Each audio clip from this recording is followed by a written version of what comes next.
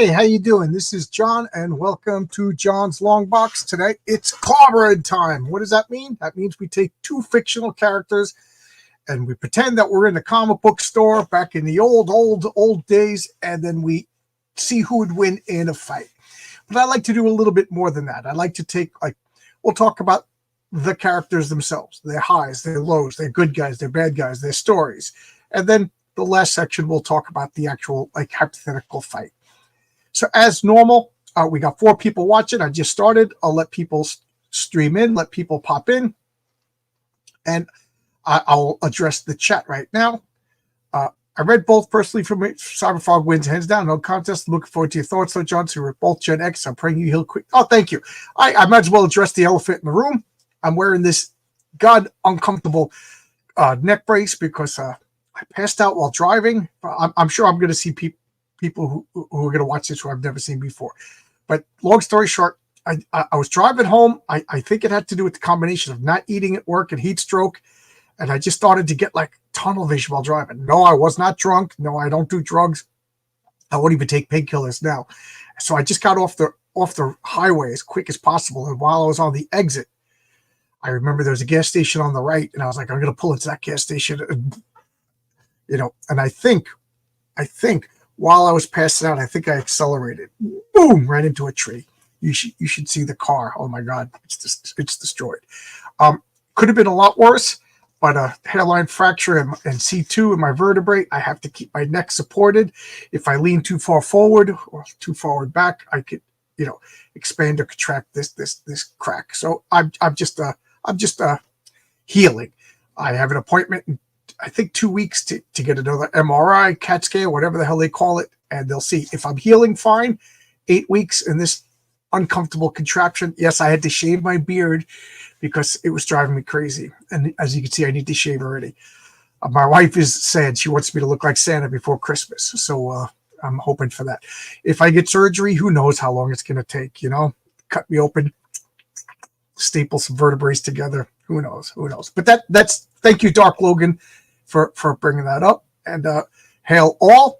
Devil Flyer Momentum, a true comic book fan. Devil Flyer. It's going to drive me nuts that I can't remember. Oh, Devil Flyer is the name of your comic. I back that.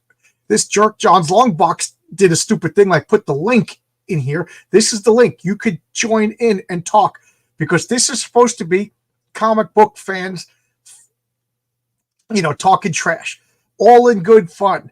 We're not talking about the creators. We're not talking about real people. We're not insulting. This is no different than Star Trek versus Star Wars. This is no different between Captain America and Batman. It's two fictional characters battling out, and let's drudge through the characters. I don't want to hear about real people. It's all in good fun. And we got Zach Tan with the drive-by blessing. It's become like a running thing. I want to go back to this and address. There's a couple of ground rules. No avatars. You want to come in and talk? Anybody is welcome. I don't care what side of the spectrum you're on. I don't care. But you have to have an avatar. I want to talk to a face. And that'll also stop people who just come in and say insulting things like, you know what I mean? I want to see a face. Be a man. Show your face if you want to, whatever. But also, we're going to have 4 people. So 3 people at a time because it just looks the best. And I don't do well in 10 people panels. So you know what I mean? So if, you'll stay for as long as you can. But if I get a bunch of rotating people, I reserve the rights to boot somebody out and let the next person in. I'm anticipating a larger than normal crowd because let's face it, this is something people want to see. We got Marcus. Marcus is my moderator. Marcus, I might ask you not to come in just to moderate the chat because I have a feeling some people are going to be jerks about it, and I don't want any jerky behavior. But come in if I'm dying in the water over here. Yes, I got 2 links to share with everybody. I got my comic, Heroic Tales. It's live right now on Kickstarter, and if I was prepared, I would actually have this ready to go. But I got a Kickstarter for my comic book, Heroic Tales, and what it is it's a blue sky love letter to Bronze Age comics, meaning it's classic good guys. I like I in my mind, this should be selling next to like George Perez on the Avengers and John Byrne on the Fantastic Four. You know, when you're a kid going through the spinner racks at the comic book stores. You know, it's all ages. You know, nothing. There's suggestiveness, but no boobies, no nudity, no cursing. All ages. But keep in mind, X-Men, Dark Phoenix was all ages. You know what I mean? So I feel some of the best comics were all ages comics. I'm a big fan of all ages comics. Why am I okay? So I just want to showcase this. This is the cover by Renzo Rodriguez, and this is the back cover by Renzo Rodriguez, and this is the Michael T. Gilbert cover. This, as of right now, this is only available on Kickstarter, and as you can see, I'm not too far away from hitting the goal. I really, really would like to hit that. I put a moderate goal because most of the people seem to back me on Fund My Comic, which is going to be my home base from now on. But you know, some regular art, and I'll show other stuff too when I'm going to show the Fund My Comic link. So I will share the screen from the Fund My Comic link, and I will bring this to this stage. And I just want to show this because, am I on the wrong? Of course, I'm doing the wrong thing. Well, I'm showing behind the scenes here. Good. You got a behind the scenes look for the. I just hope nothing freeze frame and mess with my campaign, guys. So again, we got the Renzo. Am I even am I even? Yeah, I am. I'm a mess. I'm a mess, guys. I don't. So I just want to show this is the variant cover by Pat Broderick. You can only get this on Fund My Comic. Pat Broderick, for those of you who do not know, is the collaborator with Mike Barron right now on Bronze Star, which everybody, myself, it's hard for me to turn, but it's right here. I've been a Pat Broderick fan since I. Of course, it's not working.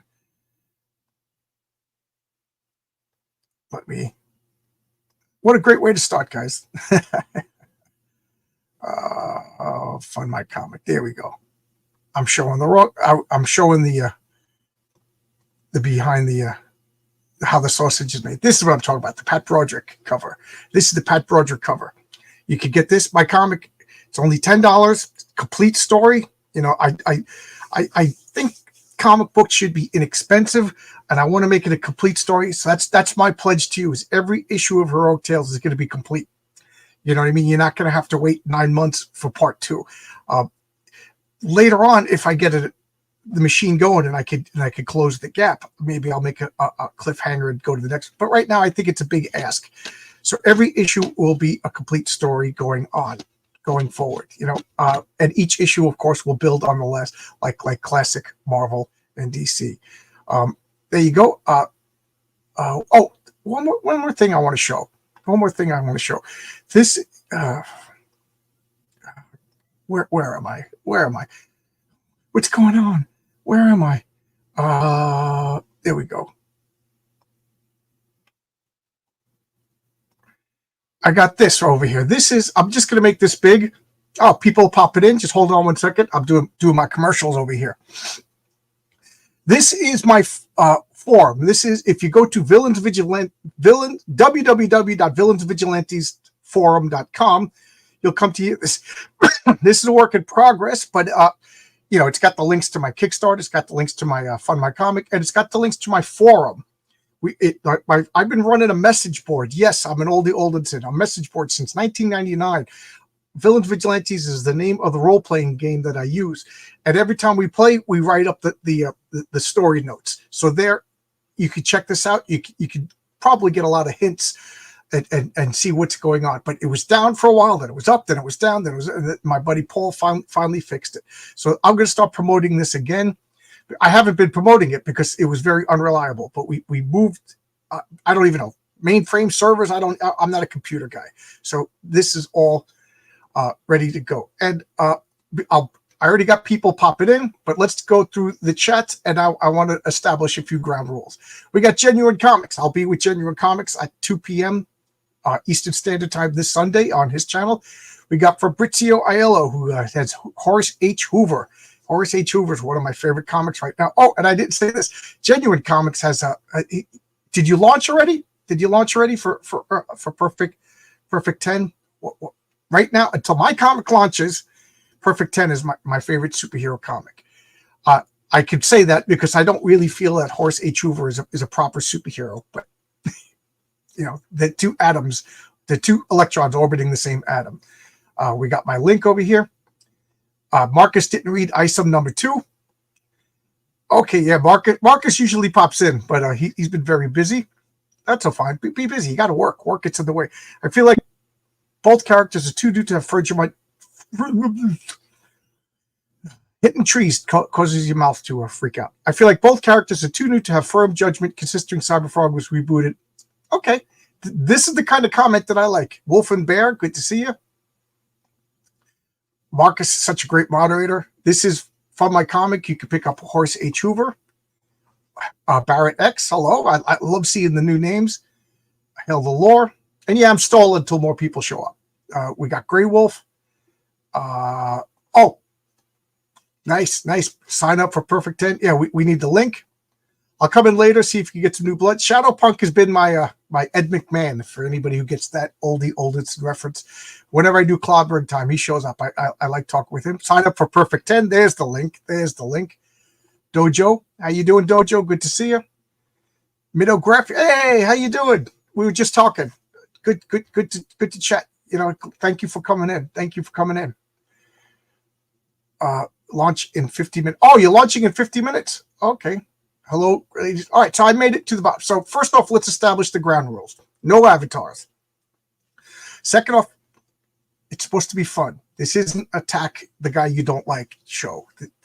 This, and I know somebody already accused me of that, but I don't like that.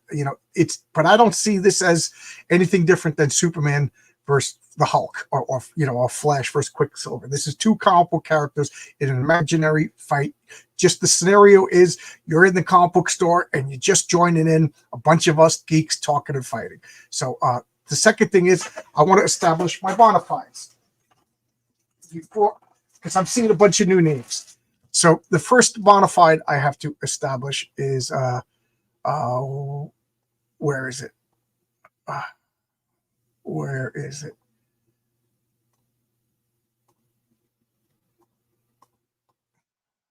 Of course. It's not working. Oh, there we go. That's my comic book room. So yes, I am a comic book fan.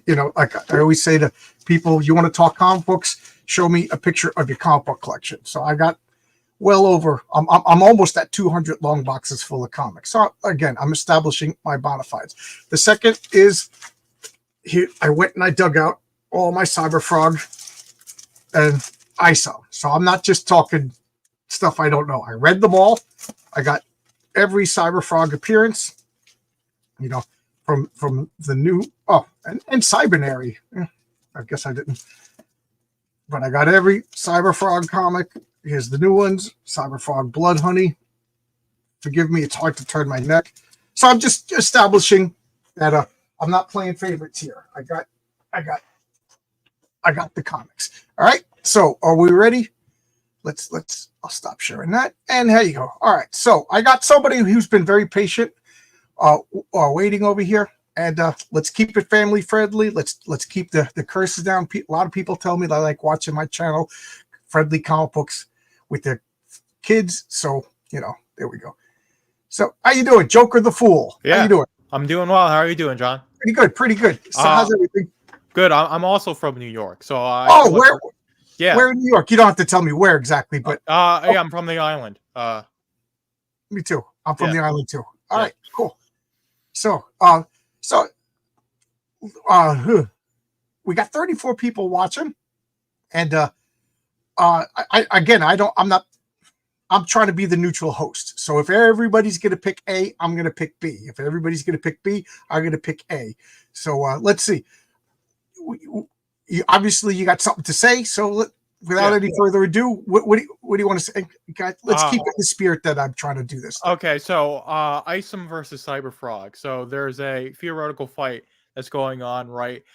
In this fight, I'm assuming it's just Isom and Cyberfrog, and in this fight, does Cyberfrog have his connection to Kelsin? That's the biggest thing.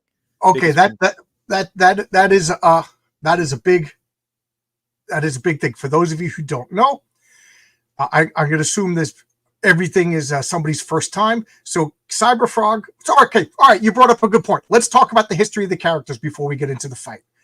Whose history would you like to talk about? Cyberfrogs or Isom's? I think we could start with Cyberfrog because I mentioned Kelsin, so we can get into that origin story. It's a very definitive one. So before we get into the fisticuffs, bring us up to speed with some Cyberfrog. So this was originally in the '90s comics. It was Cyberfrog #0. I think it was when Ethan was doing it with Harris Comics.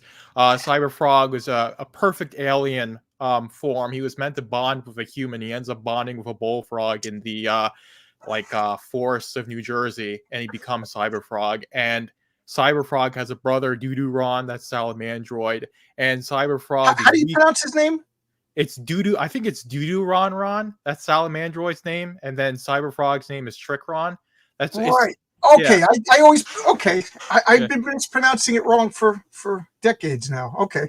Yeah, because I think Heather Swain says like, "Oh, you're Doo-Doo-Ron," like very humorously, and I think that's like the one time she actually pronounces it. Oh, okay. All right. So, yeah, and I learned something too. Yeah, I read through the whole omnibus back in 22 as when I was getting into independent comics. But anyway, with Kelsin, Kelsin made Salamandroid, made Cyberfrog, and Cyberfrog has this cyber link with Kelsin, and that allows him to make these weapons and adapt. Who's Kelsin? For those, so Kelsin's basically, I forget exactly where, but this alien is supposed to be perfect. They're fighting the Vespis, and they send Cyberfrog to save humanity from the Vespis. And it's established that in Wrecked Planet, a bit of a spoiler for Wrecked Planet if anybody cares, that the Vespis are intelligent life forms that harvest humans and basically other planets. And Earth has, the oxygen that's great for bugs and the human composition, so all these minerals for them to have the hives, the blood honeys. That's what they do. So that's really with the whole thing for me is that the critical thing is Cyberfrog has this link to Kelsin and this fight between Isom and Cyberfrog. I think Cyberfrog will be able to win pretty easily. But his connection to Kelsin is very sporadic, and especially after Wrecked Planet, or after the events of Blood Honey in the new canon, Kelsin isn't really alive.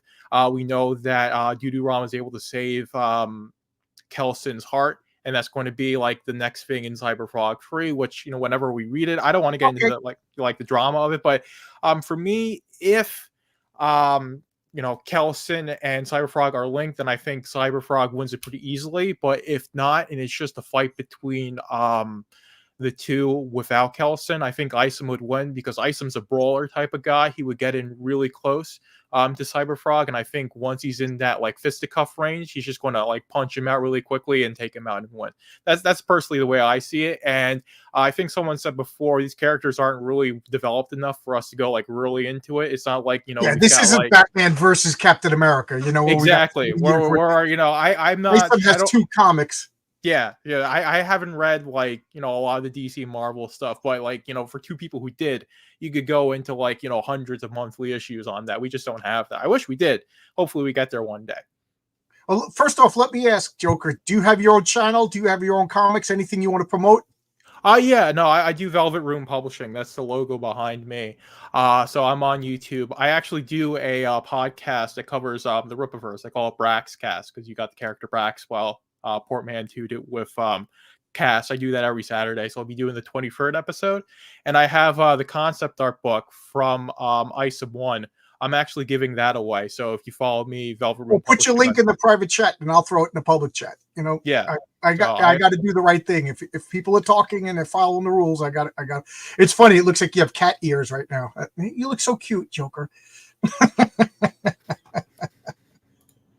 I see. Yeah. Okay. Let me. So that's my Twitter there. So that's got the links. And again, I'm doing a giveaway of the concept art book, the 16-page concept art book that came with the Isom 1 campaign. I was able to get another copy of that, and I went through that on the most recent episode of Braxcast, where I went through all the pages and I gave my commentary on it. And I do that every week, with a bunch of stuff with the Rippaverse. So if you're a fan of the Rippaverse, because I know we're talking about Isom, I imagine we got Rippaverse fans here. I do that every week. I'm a big fan of the Rippaverse. Okay. As well, like I You really. know what I appreciate then? The fact that you're a big fan of the Rippaverse and you're pretty impartial and thinking about with Kelson. I appreciate what you said even more now that I know you're a Rippaverse guy. Yeah, well, I just view it as like, a fair fight. Like I could be a big Batman fan, but Superman objectively is going to win in a lot of situations that Batman, wouldn't, right? And it's not like I don't like any character either less. And, I don't like, all the drama stuff that, I don't want to get into. Right. I don't like that But, either. of course, like, I've got my sides on, I've got my biases against that. But if we're just talking the characters, I want to be as impartial as possible. I'm as impartial as possible, unless we're talking about Ben Grimm. Then that's my boy. Yeah, I always liked the Fantastic Four. Like, that I remember watching those movies when I was like really young. I'm 26, so I was like elementary school age when I think it was the Jessica Lopez movie came out, and I was really enamored with her when I watched that movie. Jessica Alba. Alba. Yeah, well, you mixed up J-Lo and yeah. Yes, but anyway, how good looking would that kid be? These are all excellent questions.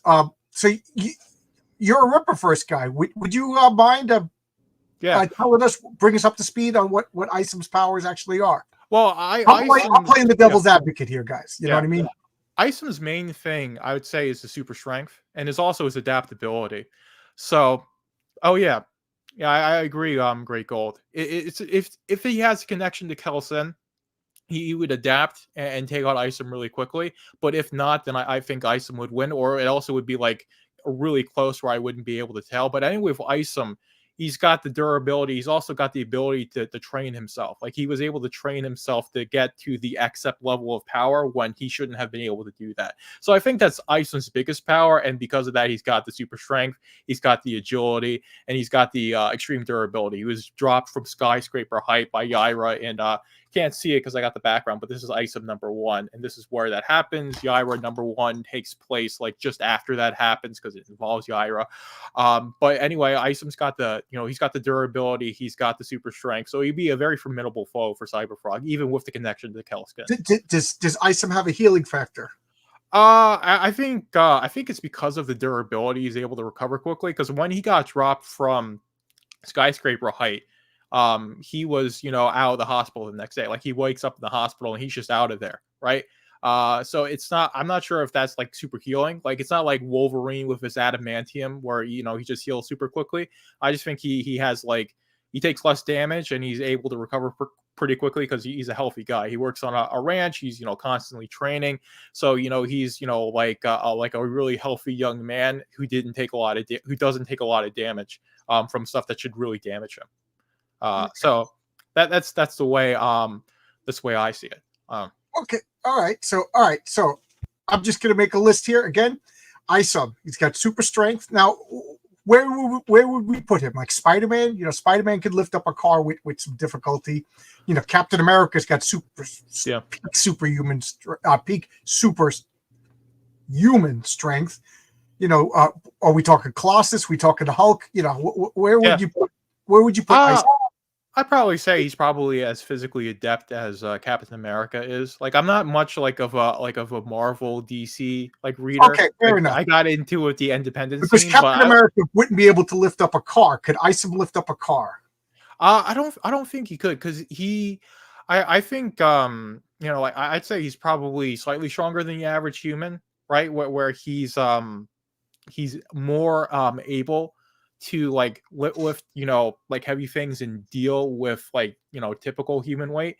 So he definitely is his strength is above like even like the best humans like in our reality, but he's not like is super strong or anything like that. He certainly isn't the strongest character even within his own universe. Like Brian Solari, Shadron, Santuan are all physically stronger than Isom, and Right. that's Yeah, very Brian well Solari established. is like a Superman guy, right? Yeah. Okay, Brian Suddenly Old says it lifts around 500 pounds. Okay, I don't know why I had it in my head that he was like 5,000 pounds around there. I don't know why. I would say that's Then again, fairly high. I crashed Yep. into a tree too, so that's my excuse, and I'm using that excuse for everything. Spider-Man can lift about 10 tons. He doesn't show his strength. Absolutely, that's one of the things I do like about when they talk about Superman. Could Superman be? Superman doesn't come out throwing punches at 200,000 tons. You know what I mean? Superman holds back. Spider-Man holds back, and Spider-Man's got the agility where he can afford to hold back because he's got the accuracy. Yeah, Captain America doesn't have super sprint. What I meant is Captain America is like the super human. He's the best a human could be. It came out a little awkward. Spider-Man is much stronger. Absolutely. I'd say Spider-Man would mop the floor with Captain America. Not even a trees are my weakness. I would say that not eating lunch and extreme heat and humidity is my weakness, and it manifested itself into a tree. But I was thinking, I think I want to get like a baby doll and rip the arms and legs off and turn this into a MODOK. Put a black thing behind it. I think that would be funny. Yeah. Okay, here's Brian Suddenly Old says Cyberfrog and Isom are not afraid to kill. Again, you read issue 1 and issue 2. Can you confirm or deny this? Yeah, no, I would say that Isom would be much more willing to kill. I'd say his moral code, especially at the beginning of his story, is much less rigid than someone like Spider-Man. Like I imagine if Isom, it was like him living or him dying, he'd be very willing to kill. Whereas like a Spider-Man, like he's going to do anything he can to not kill somebody. Because he's just got this very deep moral code, and right, it's like how his environment, like how Uncle Ben dies, and his aunt and the community that he's in, really encourages Spider-Man to be like this, like beacon of morality. Isom isn't like that. Like he gets personally slighted by Darren, and then he just goes out for revenge against him. So Logic Finest says he hasn't killed anyone so far, so that's an opinion. Yeah. Okay. Yeah. So I agree with Logic. Yeah, no, I agree with Logic. Isom isn't going to go around just like randomly murdering people. He's not the Punisher. Yeah. So that's not like his, like, it's not going to do like any Punishers type of stuff. But it's not like he's unwilling to kill people over saving his own life, right? That's the way I view it. So I think like both Isom and Cyberfrog would be willing to kill each other. Like they'd be willing to do this as a fight to the death if the circumstances existed where it just happened to be like that. And I went over how I think the fight would go out, depending on if like I said, the big thing is if Cyberfrog has his connection to self is Kelson. Well, so I mean, I obviously read more Cyberfrog comics because there are more Cyberfrog comics. There's no debate about that. And Cyberfrog ain't afraid to kill. If you read those '90s comics, he was killing. He had machine guns. He had chainsaws. He was ripping things apart back in the '90s, and it was a lot of tongue in cheek. And I don't know. Any Cyberfrog fans could confirm or deny that are the Hall of Heroes and Harris comics in the All Caps continuity? I can confirm that. So Ethan's come out and said that the '90s stuff isn't canon anymore. Oh, really? Yeah. Blood Honey establishes like the story again. Anyway. Oh, okay. I wasn't aware of that. Yeah. Okay. Yeah, so that's why. So it's why in the beginning, we had that comment from I forget who said that like I don't feel like there's enough content to really like go into this because we only have Blood Honey and Wrecked Planet as what's currently canon, and that isn't a lot. And we got Cyberfrog 3 coming up. I backed that. If I get it in December, who knows? But we don't have that much in terms of that continuity. We know what Cyberfrog's like because we've read that '90s stuff. I got the omnibus and I read through it, and again, it's basically just him like shooting everybody, shooting the stuff with Heather Swain and eating chicken fry, and that those are the 90s comics, and people like that. If you like the 90s stuff. I love the 90s Cyberfrog comics. Yeah. The art was, I really like the art. It was more playful. If Ethan's watching, don't take this the wrong way, but I love the 90s. There was just something more playful about it, more fun, more tongue in cheek. Yeah. The new continuity to me is a little bit more like so serious. And given how the world is, and politics, and everybody's fighting, I kind of like the playfulness a little bit more. But that, but I still like it. I'm still back in. Isom killed all the Bigfoot demonic creatures in Isom 2. Yeah. Does that count as killing? Yeah, well, those are devlings, so those are more like demonic creatures. And these creatures, like when at the beginning of Isom 2, he gets back home, and then his house gets burned down by these creatures, and they also abduct his main ranch hand. So they aggressed upon him. So this was everything he did with the devlings, which are those creatures he's talking about in Isom 2. You could really just view as self-defense. Enrique Cabrera, if you want to come in and argue, as long as we keep it civil, come on in. I see we got a Ripperverse fan over here. It would be fun to have a non-Ripperverse fan. Keep it civil. Everybody's invited. Cyberfrog is beyond metahuman. This battle is like putting Mega Man against Cyborg. Oh, well, let's be 100% honest. Cyberfrog isn't human. You know what I mean? He's a frog. There's nothing human about him. The only humanity that he gets, I think he learned from his contact with Heather Swain. I think like Spider-Man, if Spider-Man was on the path to becoming a supervillain.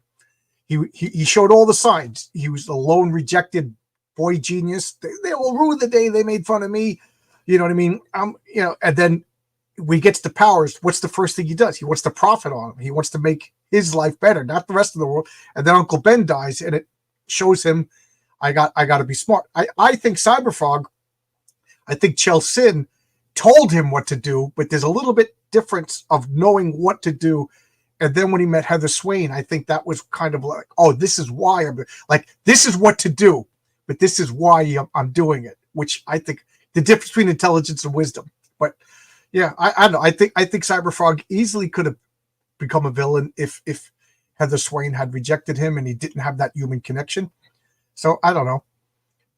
You seem to know both of these franchises pretty well. Am I talking out of my? Oh no, not at all. Like Cyberfrog's relationship with Kelson is Heather Swain. I know. At one point, we have to recognize we're all talking about silly names. So yeah. That relationship is really foundational. To Cyberfrog's character. And that's the entire reason why he goes out and defends her. He's doing all the stuff that he's doing. It's the only reason why he's invested in being on Earth, because he's this freak alien frog hybrid that nobody likes except for Heather. So he's very loyal to Heather.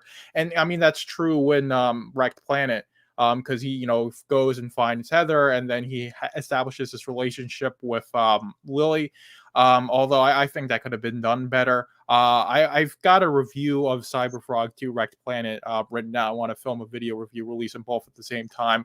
I think Ethan's writing could use some improvement. His art is really good. Oh, I got to give credit where credit is due. Ethan Van Sciver, I think, is one of the top 1% of living comic book artists. Yeah, no, he's a great artist. Some of the direction of the art could have been better, but just the line work and the coloring, it really pops off the page. I really like, that experience, reading it in general. But some of the writing could have been done better. And I think it's got the serious tone. It's going for this post-apocalyptic Walking Dead thing. And I don't think Ethan's got the ability to execute on those complicated plot points. And I don't think a lot of readers are going to be invested if the time between books is going to be as long as it seems to be with El Collapse Comics. That's just the way I view it. I'm not going to agree or disagree, but I agree, but I'm not going to agree or disagree.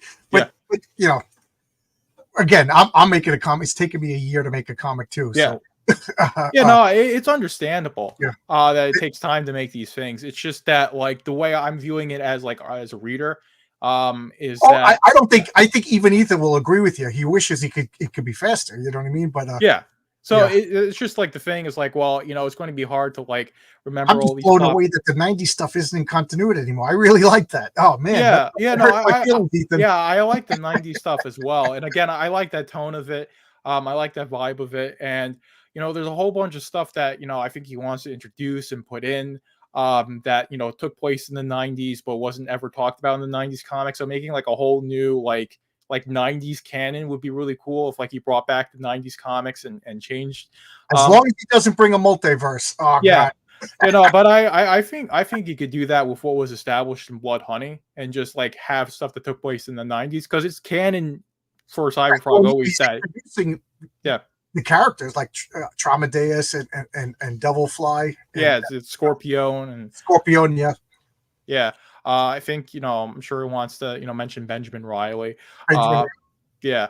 All that stuff. You could do comics about that, like, as ash cans with the main books. And I think people would be really receptive to that. Because like, people like the 90s stuff. People want stuff to be fun and lighthearted. And I read through that entire omnibus. I've got it to the side here. It's like under a bunch of books. Yeah, warts and all. I got that in my Blood Honey store folio. I got that too, because I'm a crazy person. I got to get everything.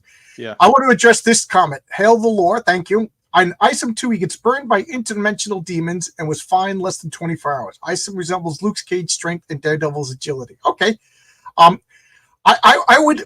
Did we agree or disagree that Isom has like at least some measure of invulnerability? Like like an extreme durability. Yeah, I don't think he can repel bullets. I mean, he's never been shot at, so I don't know how well he would deal with gunfire. So like I said, if he has that connection with Kelsin, it could just be like a missile barrage and he's out, right? So it's like really hard for me to like make that determination. So that's why I said with Kelsin he would lose. Without Kelsin, I think Isom would win if he can. If the 90s stuff isn't continuity, this is going to change my overall conclusion. So, which I'm not going to give just yet. Yeah, you know what I mean. So, could anybody confirm? Did Ethan say that the 90s continuity isn't continuity anymore? Because that is literally going to change. I feel like the host. I'll give my summation at the end. And Enrique Cabrera, did I say your name correctly? Confirm if I don't want to mispronounce anybody's name. Isom fights the Hell Monkeys, but since we have no metric of their power, it's an army of Hell Monkeys. Right, but that's the comic book thing. If you got one ninja, that ninja is going to whoop the Avengers. But if you got an army of Avengers, they're going to fall like a, what do they call them? Snap troopers, or red shirts or stormtroopers. Cyberfrog strings up thugs on meat hooks in the new stuff. He does. Here's the $1 million question. How many brand new Cyberfrog comics have been made since EVS fired from DC? That book's from the 90s. We sold it, but brand new. How many? What, 4? There's been 2 main comics. Yeah. And a couple of others. Yes. So you've had get our digs in, but that's not the yeah. You had Blood Honey. That's what launched the new Cyberfrog canon. You had Wrecked Planet. Those are the 2 main books. You got Salamandroid's Death Sting, which covers what Salamandroid did after the events, like between Blood Honey and the end of Wrecked Planet when Salamandroid comes back. And then you've got Heartsick Horror, which has the main story, Heartsick Horror, which covers Heather's relationship with Owen, which is, how she has her daughter, Lily. And it also has the Bare Consequences story, which Canon White did the art for. And that's a really good one. It's just that, like, I read all that stuff. Those side stories, they're nice. Salamandroids was really good. And I think that one did a good job at world building, but Heartsick Horror could have done more in terms of world building. I got all of those because, like I said, I'm a lunatic. When I'm a fan of something, I got to get everything. And I still haven't seen anything that erased or contradicted continuity. And I read all the 90s stuff just recently. Yeah, I read like the 90s stuff like over 2 years ago, so it's like it's not the clearest in my mind.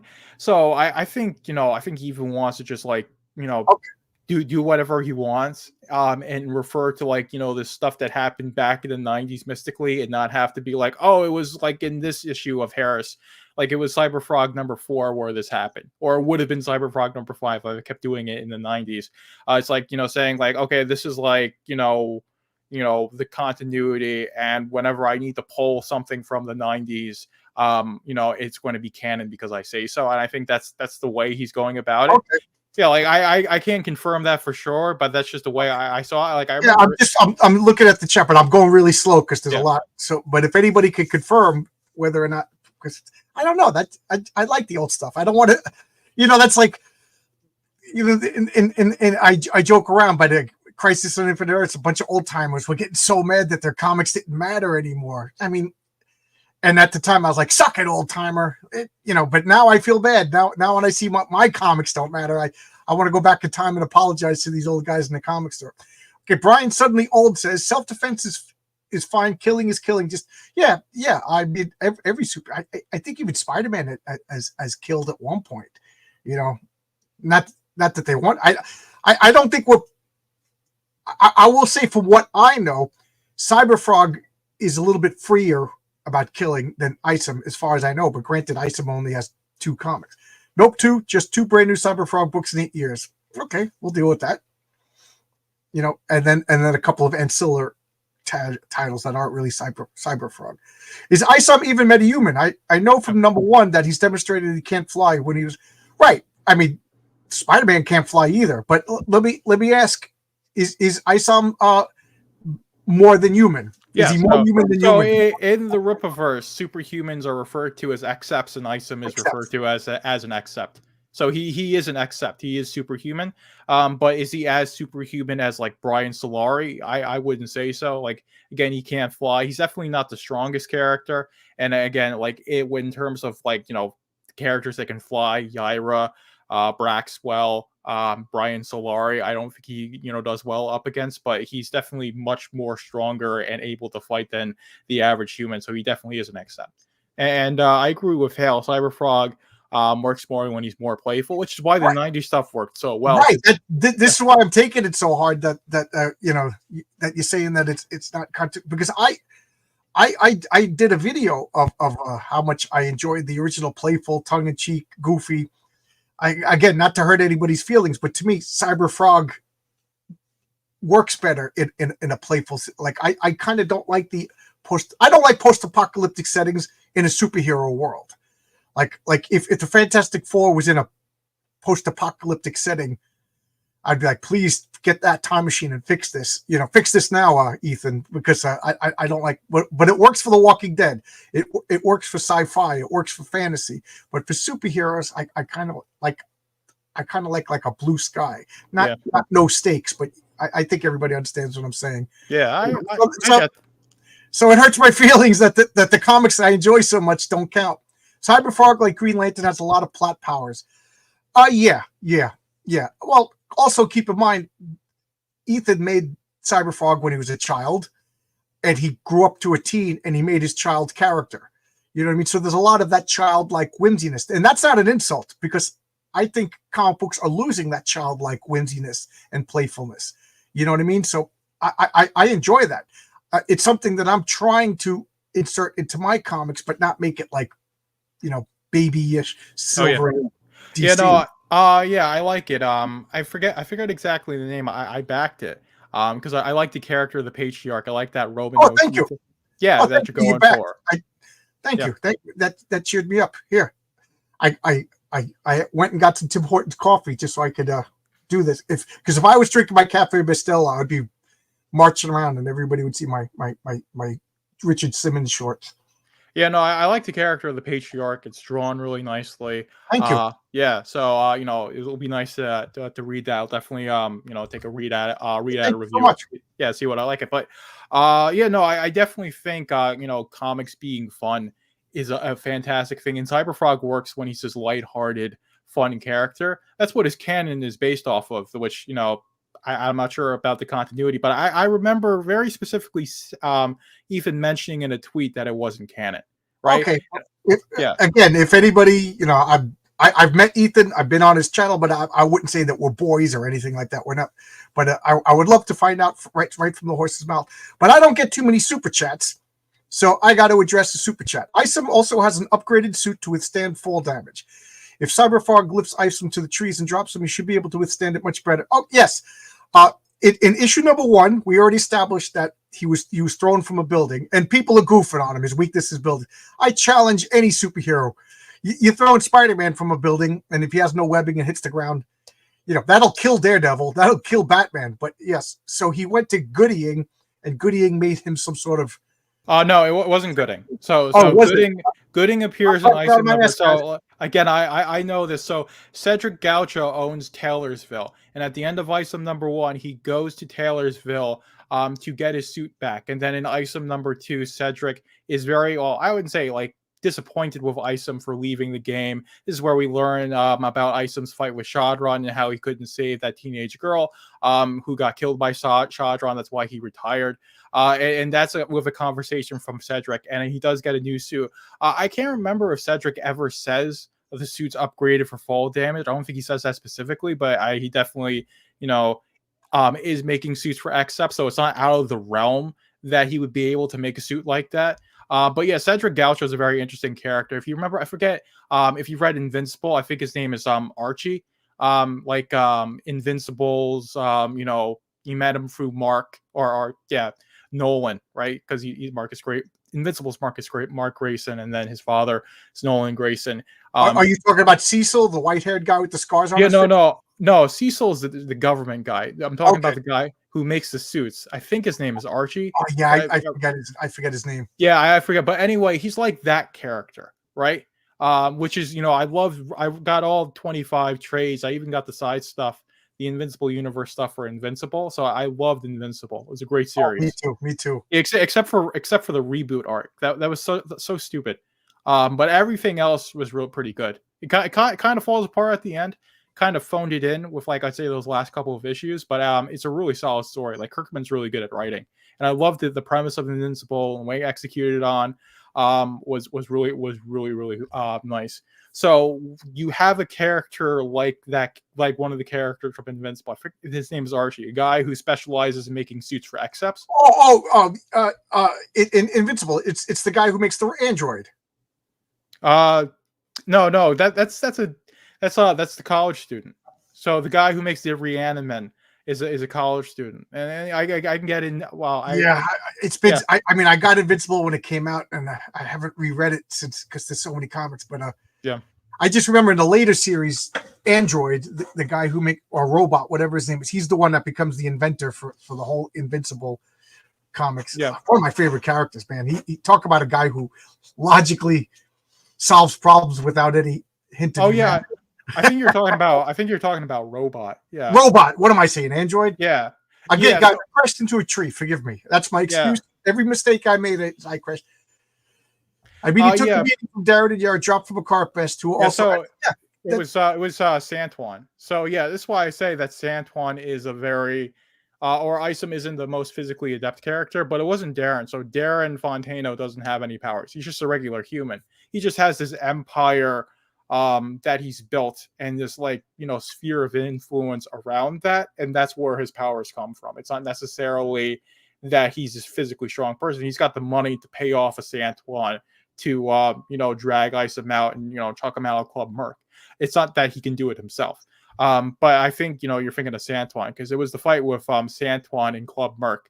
And he literally chucks him into Yaira, and then he's fighting Yaira and he gets dropped from the building. So that sequence of pages is really action packed. It's probably one of the best things with Isom 1, especially those pages when he's getting dropped from the building. I think that's like some of the best comic book art the Rippaverse has put out to date, in my opinion. I want to address Enrique Cabrera, who declined to come on. He says he has bad internet connection. Sorry. The 90s stuff is supposed to be canon, but it's supposed to be sort of unreliable narrator style thing. Okay. That makes me feel better. Makes me feel better. Yeah. So it happened, but it's through the eyes of Cyberfrog, who's kind of an unreliable. Okay, all right, I like that. Again, Marcus is throwing in my link. You're playing war game, fair enough. I like graphic, but the fact that all right, we're talking about stuff I don't want to get into. Continuity is very important when it comes to battle. Absolutely, this is like lawyers looking for what's the word that I'm thinking of? Precedent. Yeah. Right. You know what I mean? Like legal precedent. So it's like, right. We can't just say Spider-Man shoots the laser beams and beats the Human Torch. you got, and then all of a sudden, I don't know. You already said you're 26, so you probably missed this out. But back in the 90s, there was DC had message boards on their site, and there was they had a versus threads, and there was this one guy. His name was Timmy Tom. Oh my God, my blood boils when I think of Timmy Tom. Timmy Tom could make it so that Batman could beat anybody, and he used every strange example from continuity. Like, he should be a lawyer in real life, but in one particular issue, he had access to a Martian spaceship, so that became the thing. He uses the Martian spaceship. Like, guys, you can't use that one example. You know what I mean? Like, Batman in one particular episode, he had an atomic pellet in the 50s that he threw, and really, but that's not the common Batman utility belt apparel. You know what I mean? So that's what we're talking. You know what I mean? Timmy Tom, I hate you if you're listening to this. I've never liked you. This is my channel now. Timmy Tom, you're not welcome. Right? They're mooks. Somebody's a mook. As you can tell, the coffee's finally hitting me. Nobody's playing. Okay, this is a fight. I don't want to get into fight. Okay. Isom, all the way. He fights hell demons. The frog fights wasps. Okay, well, Heroic Tale. Oh, this jerk has made a comic book called Heroic Tales that has nothing to do with either one of these things, but he's a likable jerk. He just mentioned it a couple times. It's not a hard retcon, but some things are changed like magic, so it's more of a soft recon. Okay, good. That makes me feel better. I don't like retcons. I don't like reboots, and that's why I think if you make it a comic book. Are you thinking of making a comic book? Just out of curiosity. I've written a novel. I've written a couple of short stories. So I want to get into making comics. I just want to draw them myself, and I'm so bad at drawing. So you want to go broke, is what you're saying? Yeah. Well, yeah. I'm already broke. So what's okay. Yeah. Not too hard, not too far to fall. But what I'm saying is, like, you got to think about every story that you tell. Like, is this going to break my universe? Like, oh, this is a cool story. I'm going to run out and tell it. And then you realize, oh man, I just wrote myself in a corner. I need a reboot. And it's easy to do with like me or Ethan or to some extent Eric July, because it's small and it's new. But like Marvel and DC, you got 80 years of Spider-Man. You can't have airtight continuity. But something to pay attention to when you're working on your own comic. Frost Comics. The winner is whoever can take a bullet. A full-power Cyberfrog has weapons, and Isom owns at least one Glock. So who is more bulletproof? That's a good point. Are there any examples of Cyberfrog just taking bullets and brushing them off? I mean, in Wrecked Planet, he gets shot at a lot, and it does not go well for him. Like, he's barely I know he takes a shotgun blast, and it floors him, and it takes a while for him to recover. Yeah, so I mean, I think Isom would be willing to walk in with like a pump action shotgun, and if he got like the jump on him, that would be it for Cyberfrog. So I mean, we can think about this a lot of ways, but this is fun for me. This is exactly what I want. Yeah, Captain America's killed as well. Captain America's a soldier. I always think of Captain America as a soldier first, and then a superhero second. You know what I mean? So like, we all see Cap with the machine gun fighting, in World War II. But then again, once this is apropos of nothing, but I play a role-playing game. I mention it every time I turn on my camera. It's called Village Vigilantes. It's a superhero role-playing game. And I had a friend who made up a character, and his name was I forget what but he had light powers. He could fly, he could turn ghost-like, and he could shoot laser beams. And he defeated a paramilitary guy and then took his machine gun, and that was like his thing. I have a machine gun now. I'm like, dude, once you can shoot laser beams, you don't need a machine gun. It just, the Human Torch doesn't carry a machine gun. He's got fire, but so I don't know. I could see Isom carrying a gun because he's not a projectile weapon guy. You know what I mean? He's a punch guy. And even Daredevil gets the billy clubs. Captain America gets the shield. So Captain America, I don't know, man. To say Isom hasn't killed anybody when he exploded the guts of that one nightclub security guard is a bit. Yeah. Now, whether or not that character died, I don't think we've seen the results of that. But Yeah, I mean, you can say that a lot with like Batman, because Batman's you know, I think if you bend someone's neck that way, I don't think they're supposed to be able to live, right? And the whole thing is like, Batman's willing to leave you like bleeding, beaten in an alley, but he won't kill you. Is that like a fate worse than death? So you know, we could argue that as well. So I think like if you're willing to like, you know, say that Batman hasn't killed anybody when he's done stuff like that, I would say like that situation is about Right. the same. If you're jumping off a 3-story building and swinging into somebody's neck in real life, that you're dead. So Enrique Cabrera, when I saw that, and I saw people like, he just exploded that guts. I think we were supposed to take two things out of it.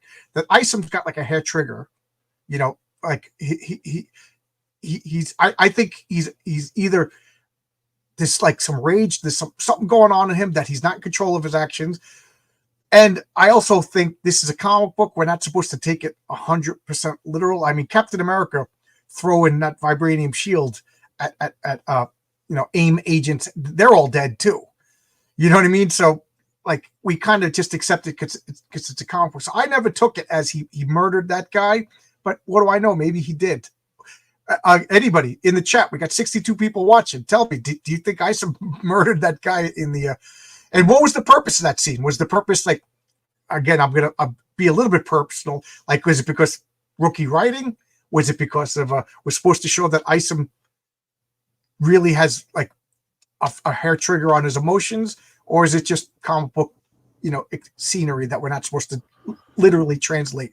Isom ain't no patriarch. Well, I think like all the violent, all the action scenes in Isom and all the Reproverse books, it's comic book violence. It's going to be exaggerated to make it interesting to the viewer in the first point. But the whole interaction that Isom has with Darren, Darren slights Isom, and that, you know, that enrages him, and Right. that's what drives his motivation. So in that moment, Isom's just angry and he's lashing out. And he doesn't have control of his emotions. And it's would you say that's his weakness? So I guess at this point we'll talk about the character's weaknesses. Yeah. Oh yeah, that certainly is. He's very brash. He takes things very personally. He doesn't have this like mature wisdom about him, and that's something that, as you know, we get more issues of Isom, he's going to have this moment where he develops that and goes through that character development. Oh, assume. I mean, I don't have a crystal ball, but yeah, I'd like to think that's yes. Yeah, but I want to address this. Isom ain't no patriarch.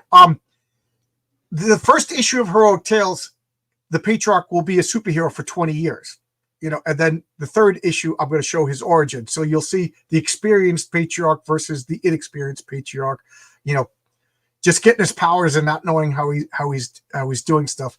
And in a fight, I can't put the patriarch in a fight with anybody until he's published. So I can't hazard an answer to that, you know, because he's not published yet. To me, it's, you know, he doesn't exist yet until you guys get a comic book in your hands. Changing canon, absolutely. Oh my God, it's one of the main reasons why I don't care. DC's got this new absolute universe. I forget. Did you say you're into DC or not DC? I've got some Batman trades that I've read from the New 52, but I'm not really following up with you know, DC or Marvel these days. I mean, you know, I mean, I don't want to talk about like all the political nonsense, but right. I don't feel really encouraged to have a poll list with like, you know, all the nonsense that Marvel and DC have done, and you know, that general mainstream culture. And like I'd have to get into it and like, you know, read a lot about this. And then you get into it and then they reboot it again. Yeah, exactly. Every 5-6 years at DC. So it's, you know, I say this a lot with comic books. It's a lot of work to get into comic books, especially a character that's been around for 70 years, but it's worth the work. But then when you find out, okay, so I finally got this, I finally understand, and then they reboot again. It's like, it's hard to build up that effort when you're just gonna get the. And again, guys, the link is in the chat. I didn't mean it as an insult, but it's relevant in a fight. Okay, so far I didn't see really any insults. You just make, okay, Isom hasn't killed anyone. I can't keep going around that tree. I'm very sensitive about comments about getting hit by trees, guys. Just you know, I'm a human too, flesh and blood. I don't, guys. This is just, we're talking about a frog and a superhuman. So you know, don't get heated. Don't get heated. It's not worth it. It's fighting to the oldies. All right. we're that far back in the comments. I'm looking forward to the picture. Thank you. He literally exploded guy's guts. Okay. All right. See the patriarch here. Oh. Ethan is at a ball game. Well, the guy's going. It's Friday night. Go to a ball game with your kid. That's more important. I just can't drive. I'm not allowed to drive, and I think it's. Is it raining out? It's not raining out by me. It was raining the past couple of days, and it was humid. Like today was the first morning that it was actually like decently cool, which is nice. But I work in a warehouse. It's air conditioned anyway, so Nice. It's not. Yeah, I work outside, which I think is the main reason why. Right? Why? Yeah. I've gotten heat stroke from outside. I was on a camping trip in New Hampshire. I went to Pork Fest, and there were a couple days where it's like 100 degrees. Like you can't do anything when it gets that. And I don't feel like eating. We have a refrigerator at work. My same lunch was there for 3 days because I'm like I don't want to eat. You just get so hot. You don't want to eat. And I think that's why. Same thing happened in last July. But anyway. Daredevil has no powers in terms of durability. Yeah, he's the regular blind guy at the end of the day with enhanced senses. And Daredevil's main thing is he can't take a bullet. You shoot Daredevil, he's dead. But the thing is, Daredevil gets out of the way. Which drives me nuts in these movies. If Daredevil is taking bullets to his armored costume or Batman, then he's Iron Man. The thing about Batman and Daredevil is they don't. Excuse me. They don't allow themselves to get shot. Gooding is a tech guy who lives outside the city. Yeah, I love the supporting tech guy characters. So Gooding is being written by Mike Barron, and he did the Flash, he did that legendary Punisher run, which I read Thin Blue Line. That's the only thing from Mike Barron that I've read. Oh really? Man, you got to get more Mike Barron. He's a legend. Yeah. He's a legend. Yeah, I gotta walk into my LCS and get like get an 80s Punisher omnibus to just go to town. But yeah, Mike Barron's a great writer, so I'm really hyped for Gooding. Can't wait to read that. And Will Conrad's doing the art. We've gotten we gotten a couple of pages when the collection went up, because we got like this 2-page spread from Will Conrad when they announced I think Gooding with the cover A. Like the cover A for Gooding, which Ken White is doing. The art looks fantastic so far, so I'm really excited to read Gooding, and I think it's going to be a great story because Barron's just such a great writer. I want to. This is Oscar Cred. Oscar is my buddy. He's doing some coloring for me right now, and he's doing the art and the coloring for Eddie is Doomed, a comic that'll it's in the beginning stages, so we're not even close to doing a campaign or anything like that. But I will tease you with Eddie is Doomed, by Oscar Carano, myself, and Tonic Ball. So I got to remind Tonic Ball he's working with me. Isom makes the request. Isom states he wants the new suit to resist. Oh, okay. I'm so glad because I kind of. I think when I hit the tree, all my knowledge kind of spilled out of my ears. Oh yeah, I think I do remember that. Yeah. He makes a request. He wants this. Otherwise, what good's the suit, right? Well, so I've got. Is it in 1 or 2? Because I've got 1 right here. I've got number 2 right here. I got the background going, so it's kind of covering. But this is. Yeah. I got both. So I will check. Yeah, but now is Gooding excerpt? I hate that term excerpt. I'm not going to use. Is he Superhuman also?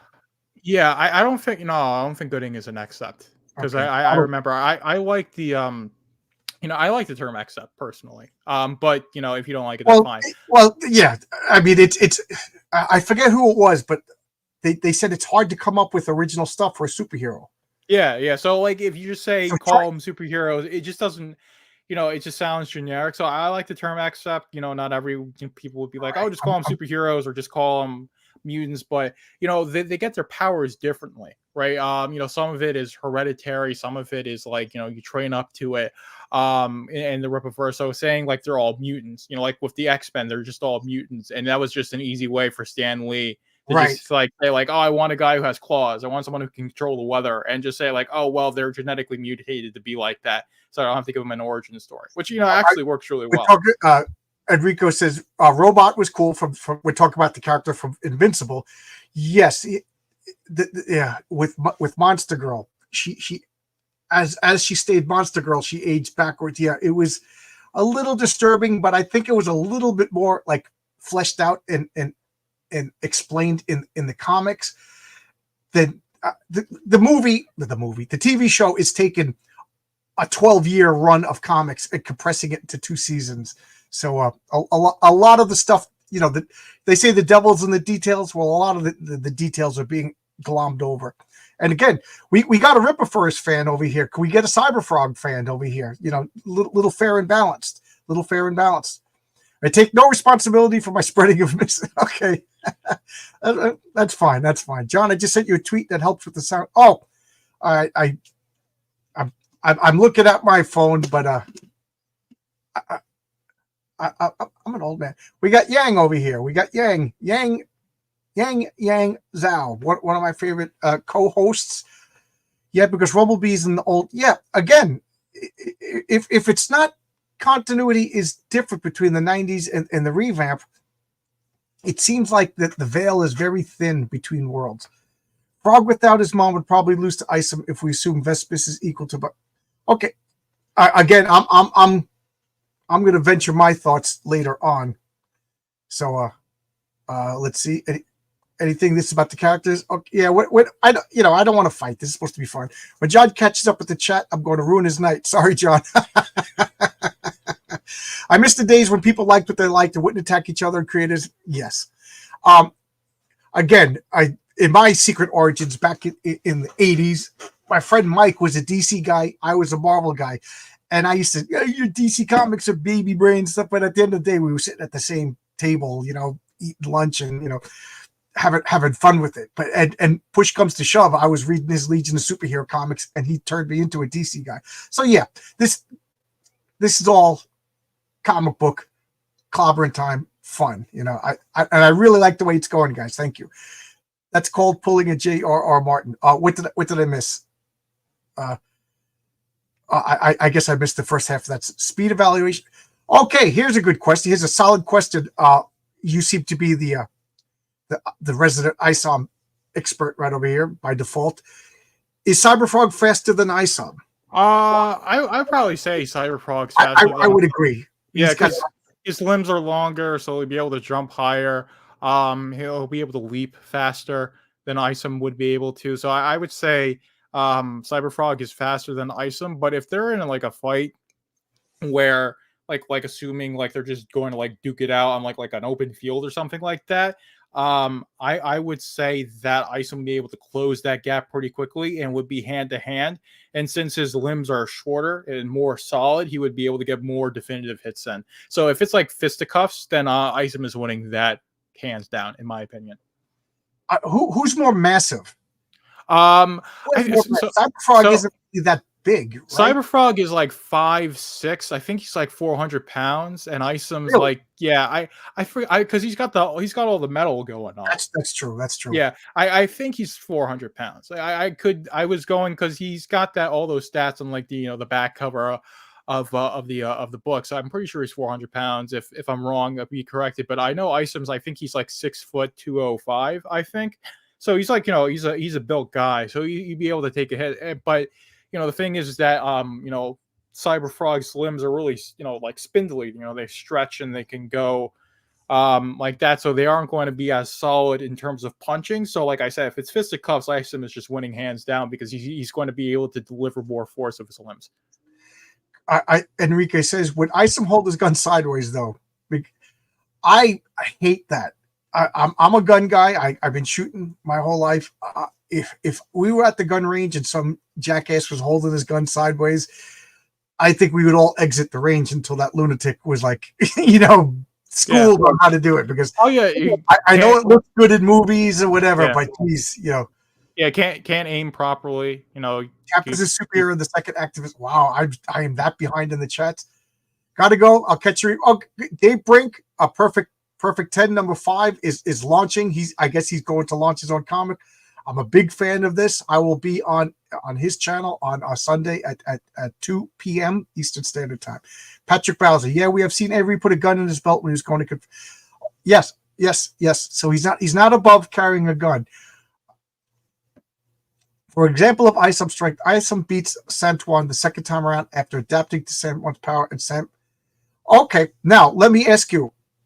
when you say adapting, does he literally like adapt like a superpower, or does he Uh, adapt as far as tactics? no, it's more tactics because in that fight, Isom hops against the wall and just like gets enough force to like incapacitate Santuan. So it's not like where Cyberfrog he has the link and then Kellison will just like summon like like SAM missiles on his back so he can take out a fleet of Vespis, right? It's not like that. It's like he had this first fight with Santuan and they've they had fights in the past before their first one in Isom #1. And based on all that information, he was able to adapt Or he and adapted tactically. Okay. yeah. Okay. Well, that's death is worse than being beaten, broken, and left in. I will address this in Heroic Tales #3. I'm going to introduce my Batman, my street level character, and let's just say he realizes that beating people up and wrapping them up and leaving them in front of the police station does not get people arrested. They're just like, I don't know, some maniac. So he's like, all right, you're not going to jail, but you're also never committing crimes again. So he's taking it a little bit more realistically than Batman, which is, I think, a little bit more scary. Isom has no hesitation to ultraviolence, and Cyberfrog enjoys ultraviolence. Yeah, I think they're pretty even on that. Cyberfrog has no qualms about helping a bad guy, and from what I've seen of Isom, again, I think he's a. It looks like that's part of the purposeful flaw in the character is that he's almost too easy to provoke into extreme violence. Reed Richards, you're gonna come out taunting Reed Richards. He's like, this ain't gonna work for me. You know what I mean? This is childlike if you think. But there was one particular instance where I remember a villain got to Reed Richards and he freaked out. It was a Chris Claremont written issue, and Chris Claremont, I think he didn't do the best with the Fantastic Four, but I always appreciated that because Reed Richards just went absolutely ballistic and beat the crap out of somebody with the pure physicality of his powers, and then like they all looked at him and he was just like, yeah, I never really appreciated how physical my abilities are until this particular one. That was an interesting use of his stretching abilities. If fate worse than death is still not death. Batman is an unlicensed chiropractor, but nobody said a mask is leaking. Yeah, that's pretty funny. Isom grew up with a did he? Did Isom grow up in a single mother household? I forget. I don't think so. That's really not mentioned. That might be a joke. That might be a joke. That's Altona's daughter is she's widowed, right? Or Altona is widowed, so Altona is a single mother, but it's not like a toxic single mother relationship. There's no nothing that indicates that Altona is like this vindictful homewrecker or something like that. So I think that's just being just poking a bit of fun, which we can always do. So we're nerds. We're talking about right. If some random dude from Texas is going to be stronger than a cybernetic alien frog, right? So we shouldn't really be taking ourselves well, seriously. I think that was a joke. And it says lol. Batman is intelligent. He knows how to hit an opponent without killing them. Yes, Batman really is a Mary Sue in the fact that Batman can do whatever Batman wants, but that's what makes him fun and interesting. And what was I just reading? I was just reading an Elektra comic, and Elektra was fighting Typhoid Mary, Elektra 100, and Elektra stabs Typhoid Mary, and you see the sword goes right through her, and then the page goes by, another page, and you see Typhoid Mary is apprehended with bandages, and Typhoid Mary goes, "You were so intelligent, you knew to miss all the vital origin." And it's like, okay, that can only happen in a comic book, but we buy it because it's comics. Yeah. So Batman, yeah, we could say that Batman's so smart he could hit people in certain ways that aren't lethal hits. Yeah, all those thugs Batman ran over with the Batmobile were perfectly fine. Or the people he machine gunned in the Tim Burton movies or drop bombed. I know I catch hell for saying this, but there hasn't been a accurate live action Batman. The best TV screened Batman is still the animated series. He killed the guy in the nightclub because of his. Yeah, again, we're back to whether that guy is alive or dead. I don't know. The point is that I like X-Ray from. Yeah, well, I can confirm that I was going through Isom 2. He does have a pistol, so he's willing to use lethal force. Okay, that's what you were looking up. Yeah, I was just going through, confirmed that he does have a gun, willing to use lethal force, and he did specifically ask Cedric and Isom #1 for a suit to absorb fall damage.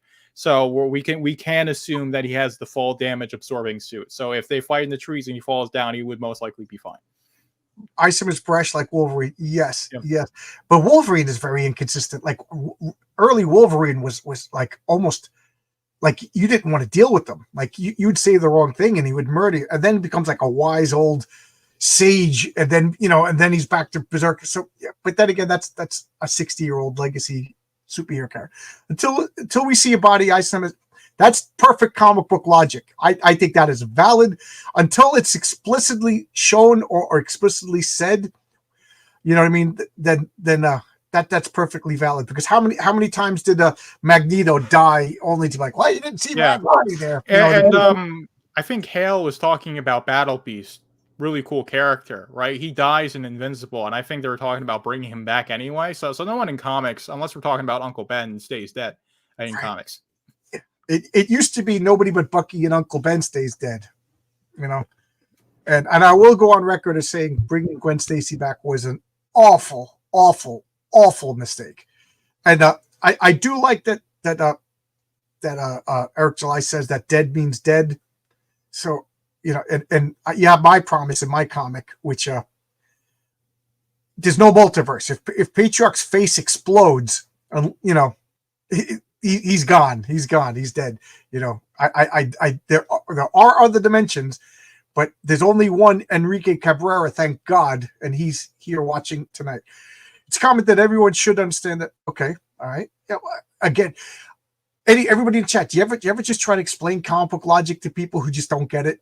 A lot of this is the rule of cool, right? And we're talking about. That's a good way to explain it. Yeah, and we're talking about, like you said, like 60, 80, even at this point, like 90 years, because like when did Action Comics 1 and Detective Comics 27 come out? In like the 30s, right?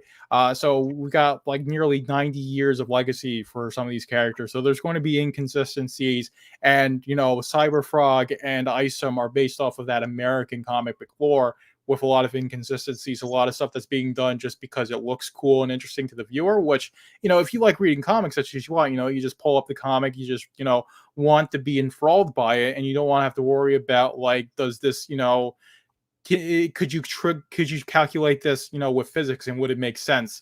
No, it's like, Cyberfrog, punches somebody. It looks cool. Look at the Human Torch. The freaking guy is on fire, and he shoots people with fire, yet Peace Pot Pete isn't covered in scars and burns. You know what I mean? That and Batman should be covered in scars. And I hit a tree. In comic book logic, I would be healed already and putting on my costume and fighting crime already. So yeah, just because he did hit that guy in the stomach, it was brutal. But I think the point of the scene, and again, I don't think anybody's going to get too upset when I say Eric July is a rookie writer. I'm a rookie writer, so I don't think I'm telling tales out of school or hurting anybody's feelings. I think the point of that scene is to show he's emotionally duress, he's brash, he's not thinking too straight, and you can manipulate him through his emotions. And I think that's what showed that a weakness of a character. Captain America wouldn't have fell for that. You know what I mean? Batman wouldn't have fell for that. Reed Richards wouldn't have fell for that. Wolverine, everybody would have been dead. He wouldn't have had to fall for that, because he just would have attacked everybody from the beginning. Cyberfrog's weakness is a gun. Isom's is gravity. I want to say in my role-playing game, my characters are terrified of anybody with automatic weapons, and they're afraid of gravity. So that I got no arguments with that. You should have a healthy respect of falling in my superhero role-playing game. It's reasonable to believe that Isom could rupture some internal. Yes, this is just what I'm saying. Now, it's also reasonable to assume when Batman swings 3 stories into Phil McCracken's head that guy's dead. But do we extend the same logic to Isom as we do to Batman? It's you know what I mean? People take extraordinary amounts of damage in comics, even the normal humans. How many times did I'll say Daredevil throws his nightclub, breaks the windshield, the car smashes into a brick wall, and everybody. That should be it. That should be it for those regular people because they didn't have airbags. The New 52, don't read that. The New 52 for DC, for those of you who don't know, was to me a jumping off point for DC Comics. I stopped at the New 52. Again, I'm trying to get to everybody's just a few. Yeah, I know. Oh my God. What is the timing with Marvel? Marvel is just into self-sabotage. They just debuted a new Deadpool movie. Yeah. And the comic book that comes out the same week as the new Deadpool movie, Deadpool's dead. We got a female character. Guys, yeah. What the F is going on at Marvel? Guys, Do you want to fail? I honestly think that they do because this has been a problem that's been going on. I remember when was it Multiverse of Madness comes out.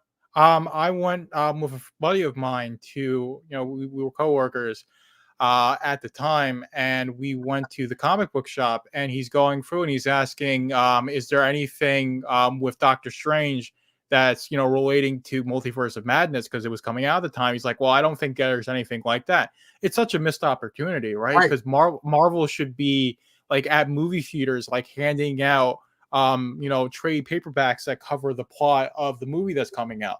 But they're not doing that. There's a complete disconnect between Marvel Studios and the comic book team, and I think a lot of that's intentional. And I think the thing is that Disney doesn't really care about Marvel as a storytelling force. If it's intentional, it's the biggest. Yeah. The story I always tell is I had two buddies that own comic book stores. He says, and without every week without a failure, a family would come in. We just saw the new Marvel movie. This was during the height of the Marvel movies. The kids are into comics. We like Captain America. And then they go to get Captain America. And, this was a couple of years ago. And, Falcon is Captain America. And they're like, this doesn't look like the movie. All right, let's get Iron Man. Oh, Iron Man is Riri Williams, a 14-year-old black girl. All right, let's get Thor. We like Chris Hemsworth. He was pretty cool. Oh, Thor is not just a woman, but she has cancer. Like, oh, God, and then, okay, let's get Spider-Man. Who's this Miles Morales? And they said that they would just leave and like buy like a pack of gum or pack of Pokemon cards that justify the trip to keep the kids happy. But all the time, just a missed opportunity. Like right now, why are you debuting a female Deadpool? And Brian Bow. If the Patriarch would beat the crap out of Brian Bow, the creator of Wolf and Batsy, I don't even think he has superpowers. Yeah, it's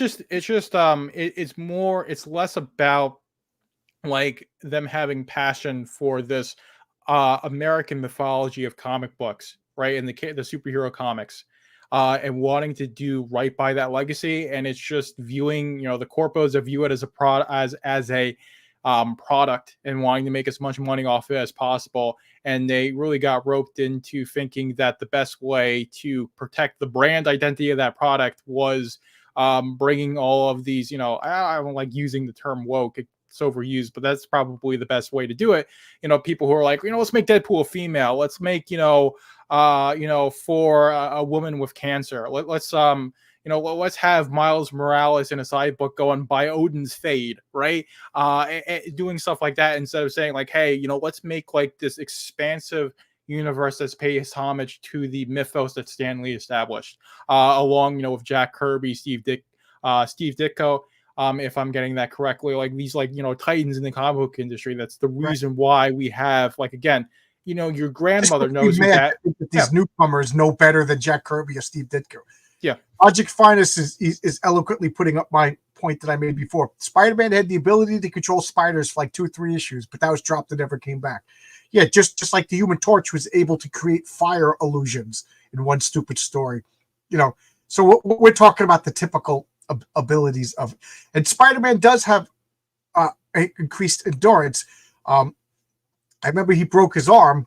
He had his arm in a cast for like 3 issues, but that 3 issues was like a long 24 hours. And then he finally got to sleep and his arm was healed. So he healed his arm overnight. I mean, yeah. Gooding is 100% human. Okay.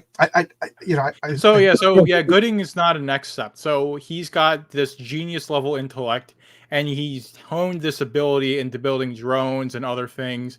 And mostly what he's using this now is to provide emergency services to Shadow Valley. So Flores Park is a city-state. So you had this Great War of Separation where we don't know too much about it. We're still finding out stuff about that. So like Eric knows what happened in the Great War of Separation, but us, the readers, we have to wait for that to be revealed through the universe, right? Because that's the part of like you read the one issue. You don't info dump the comic. Yeah, exactly. So it's like if you issue 1, you knew everything about Viltrum of Invincible, you wouldn't have wanted to read it. Like you want that hook to get you in, but you don't want to know everything, right? But anyway, we know that Flores Park is a city state. So there's like it's more than like what like Houston or Dallas Fort Worth would be in terms of like the administrative stuff that they would be doing.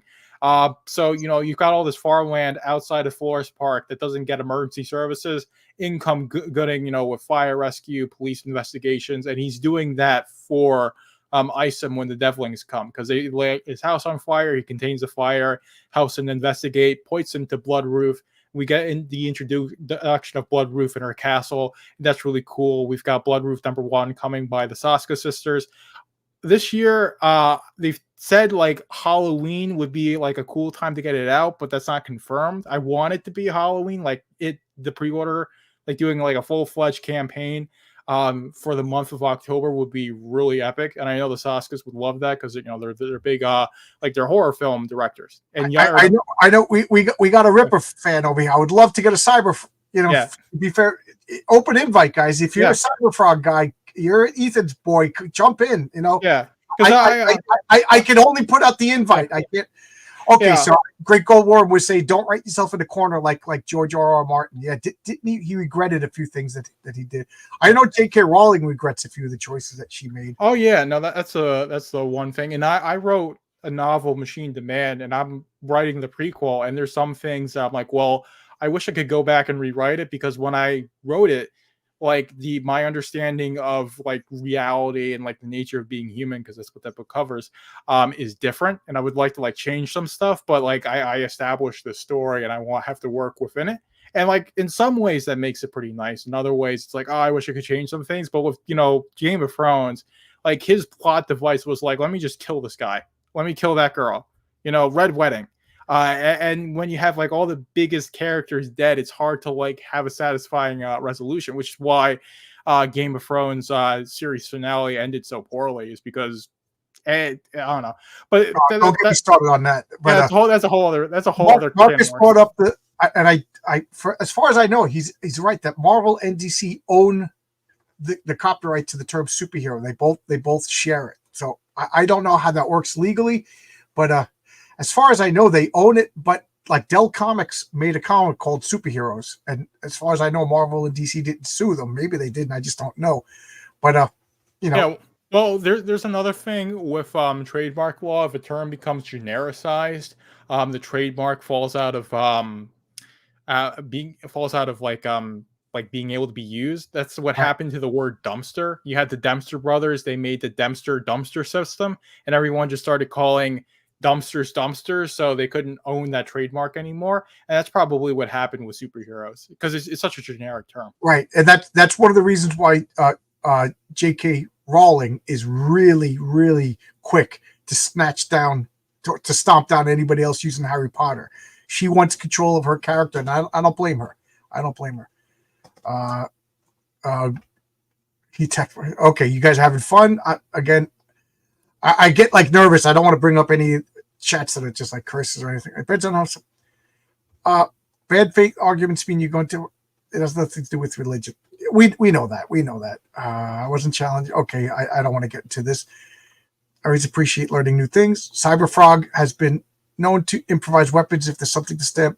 Yeah, again, we're talking about a character with 25 years worth of history versus two comics.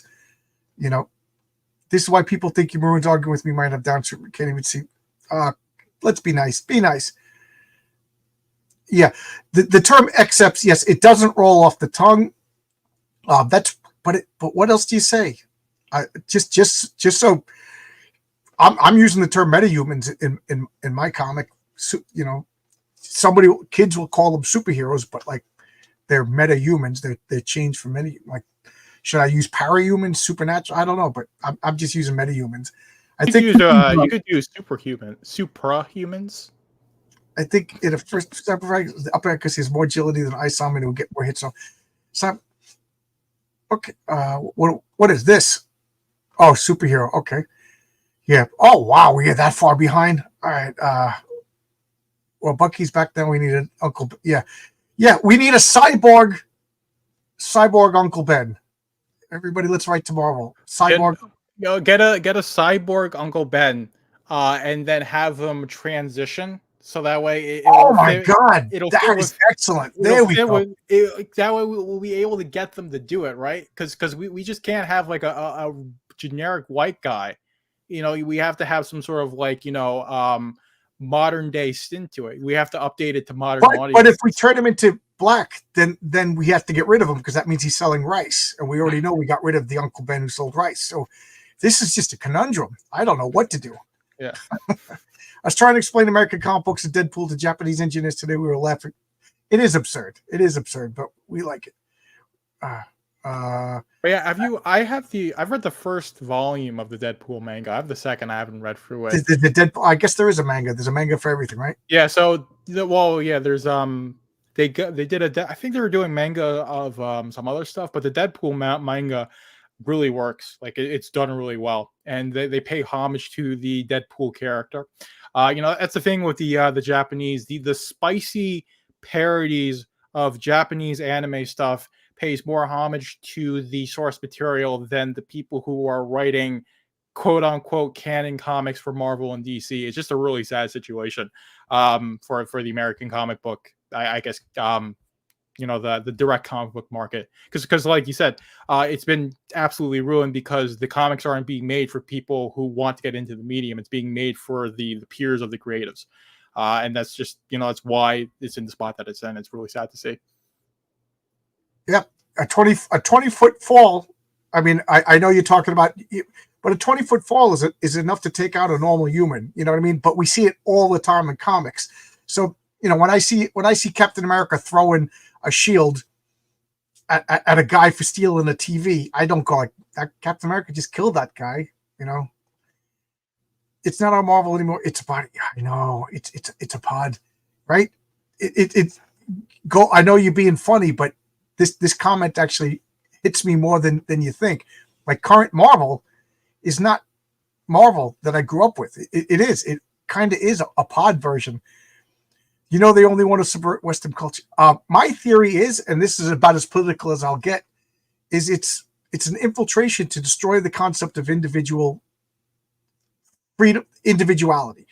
The concept of the individual and individual rights is a uniquely Western concept. You don't have it in China. You don't have it in Asia. You don't have it in Africa. It's a uniquely Western thing. And when I say Western, I mean like European and now the United States. It's not even a South American thing, and if you notice, that's the culture that's being diluted. So there you go. At the risk of sounding Illuminati, I think the concept of individual. Yeah, no, I agree, because you really had like the course of human thought was changed with Socrates, right? Because we refer to philosophy as Socratic and then pre-Socratic. And that came from the West, this idea of, the individual rights, the ability to reason, and all these sorts of things that came from Western civilization. And I do think that there's a lot of intentional destruction of Western civilization. But I don't know. I think, we're all going to pay for it because, the things we do echo out in eternity. I think Marcus Aurelius said that. Gotta read through Meditations because it got like really. I love the fact that we're talking about a robot frog and a fictional angry black man, and now we ended up at Marcus Aurelius. World at War Comics. Good to see me better. I got to wear this for 8 weeks. At the beginning I talked about it. In another 2 weeks, I'm going to get scanned to see if I'm healing. If I'm healing, I don't need surgery. If I'm healing poorly, they're gonna take a DeWalt with some big old wood screws, and and screw my two vertebrae together. I really don't want to do that. Oh yeah, There's no patriarch. I think yeah. I just put this up. I didn't even read it until I read it. That's going to bite me in the butt. Putting up the comments. Isn't that called a spinal fusion when they do that? I guess so. Yeah. I got a couple of months out of work. Yeah, I really disability is $170 a week. Yeah, I got my car totaled in December because someone rear-ended me, but it wasn't that bad of an accident. I didn't have to wear a neck brace or anything like that. I did have to get a new car. It took me like almost 4 months to get a new car. But that was a sucky thing. But hey, the thing is that you're still here, and that's Airbag saved my life, guys. Airbag and the seatbelt. They actually they did a formula. They were able to determine how fast I was going by the scarring from the seatbelt. The doctors, they know all that stuff. As far as we could see, Gooding is is Gooding as intelligent as Reed Richards? I don't know too much about Reed Richards. But we don't know. Oh, that's right. Yeah. So we'll know Gooding's origin story once we get the book. But I don't think he's like an academic scientist. My understanding of Reed Richards, he's like a PhD, and then they go into the space station, they get irradiated, and that's how the Fantastic Four is born. To my understanding of the story. But I don't think Gooding is this formally like studied person. I think he's like he's like a whiz kid, right? And he grew up being he's more of an engineer than like an exploratory. Like I don't see Gooding making time machines and jumps into other dimensions. Like he'll make like drones that can right. like put out a fire and save people from burning buildings and apply medical care. And basically like do like all this logistical stuff, but he's not like going to be making like particle colliders or time machines. And again, guys, the link is in the chat.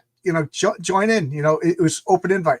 So Black Hat Cinephile says that the superhero trademark was challenged and beaten by Image or one of the other. Okay, I'll buy that because like you were saying, once it becomes common usage, you can't really copyright it. Cyberfrog is strong enough to rip a head off a Vespis without the mother connection to issue 2, right? Or did he use the stinger? Geez, you're stumping me on the exact details. But yeah, even without Chell Sin, Cyberfrog has he's still a cybernetic organism. Yeah, no, he was able to tolerate the venom. So the venom didn't turn him into honey. Because he still has a cybernetic ability. But he probably had like manates in his bloodstream. But the thing with Cyberfrog is that he was specifically made to defeat the Vespis. So of course he would have like anti-Vespis measures. It's not like he has anti-Isom measures, right? So again, oh yeah, it sounds like I have a Toyota. So, there we go. Aunt Ben. Yeah. You know what? Why does it have to have gender at all? Why do we have to say uncle or aunt? Can't we just say person Ben? Yeah, I'm all for person Ben. Person Ben in the chats. If you want person Ben is extremely offensive to all the non-human otherkins that exist. So you are being canceled. All your money from sentient Ben. Sentient Ben? Or is that an offensive to stupid people? I don't know. No. There's other insentient life forms. So again, it doesn't matter what you say. I want to be offended. So I'm just going to be offended no matter what you say. That's how it works. I choose to be offended. Manga has taken over. I don't care what the East Coast thinks about it. I don't care what the East thinks about it. They have a guy sword fighting with. I guess that's a manga reference. Guys, I have nothing against manga. I just don't know it as well as I should.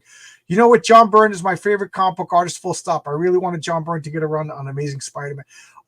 Logic, we just become best friends because George Perez, John Byrne are my two favorite superhero comic book artists. Absolutely.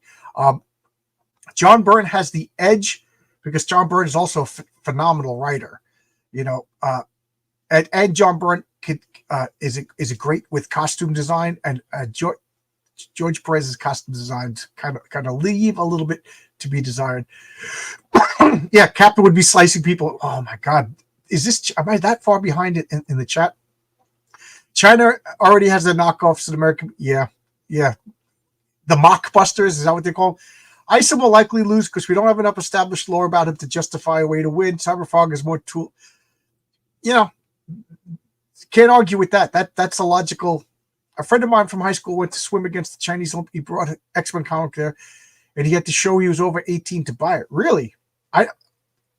Have you been to China? You were making a hand gesture. I thought maybe you. Oh no, I've never been to China. Okay, John is doing his best Michael Keaton impression. Yeah, the Kingdom Come Batman, right? Doesn't he have the neck brace in Kingdom Come? No, I'm not about it. You're right, John. A lot of Japanese tales are about putting the state first.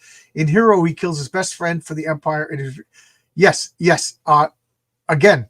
It looks like I'm getting closer, but the whole concept of individuality, free will, personal agency, and individual rights is a Western thing, and I think it's not so much America's under attack. It's that concept, because then we will be loyal to this globalism and the WEF. They're the bad guys. How about just not change comic canon? Absolutely.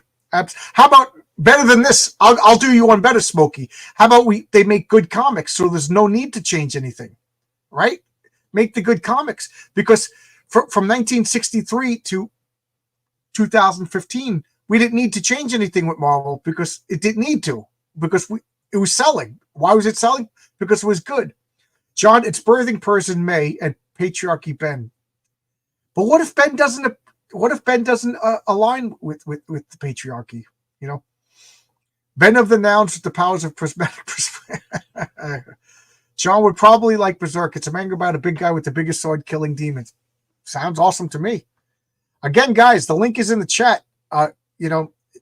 Nothing against my current guest. He's wonderful, but it would be nice to have a Cyberfrog guy. Yeah, I like Cyberfrog, but someone like that's like all in on Cyberfrog. Right. Yeah. I mean, you came out with a Rip-Reverse shirt. So let's have a Cyberfrog. Problem is, Marvel and DC are not comic. Yeah, not anymore. Are we really comparing these books? No, we're not comparing the books. We're comparing the characters. I know it's a subtle difference, but you know what I mean? Yeah, we're comparing the characters. It's an imaginary fight. Who would win in a fight? The Human Torch or Submariner? You know, that's what we're doing. Isom has some copy ability. He shoots flames from his body in the cave with Bloodruth. Did he? I don't know. I think there's like an explosion at the end of you have the comics there. Would you mind looking it up? I will. If it is, I totally missed it. I will look it up, because I remember just him like thrusting himself up with the explosion, not necessarily like shooting fire, but I will. That would drastically change if he has like a rogue like ability. I must, but we got the guy checking the texts over here. So Cyberfrog may have been designed to defeat Vespus, but Vespus is stronger and more durable than humans. Isom is just a strong average dude with more. Right. That seems like. So getting back to the topic, power abilities wise, which character does have better powers? Well, that's like saying which tastes better, linguine or spaghetti. That's who has better powers, better for what? You know, like the Patriarch, he's got telekinesis. Does Superman have better powers? Yes, Superman has better power. But you know what I mean? Like what is better? I personally, if I was a superhero, I would want strength.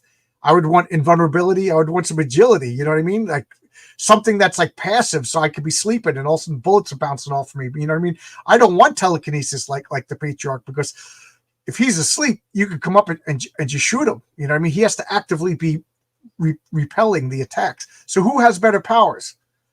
I can't believe this is a thing. Have you met comic book people? Yeah, I think there's a subtle. I don't know. It's hard to say.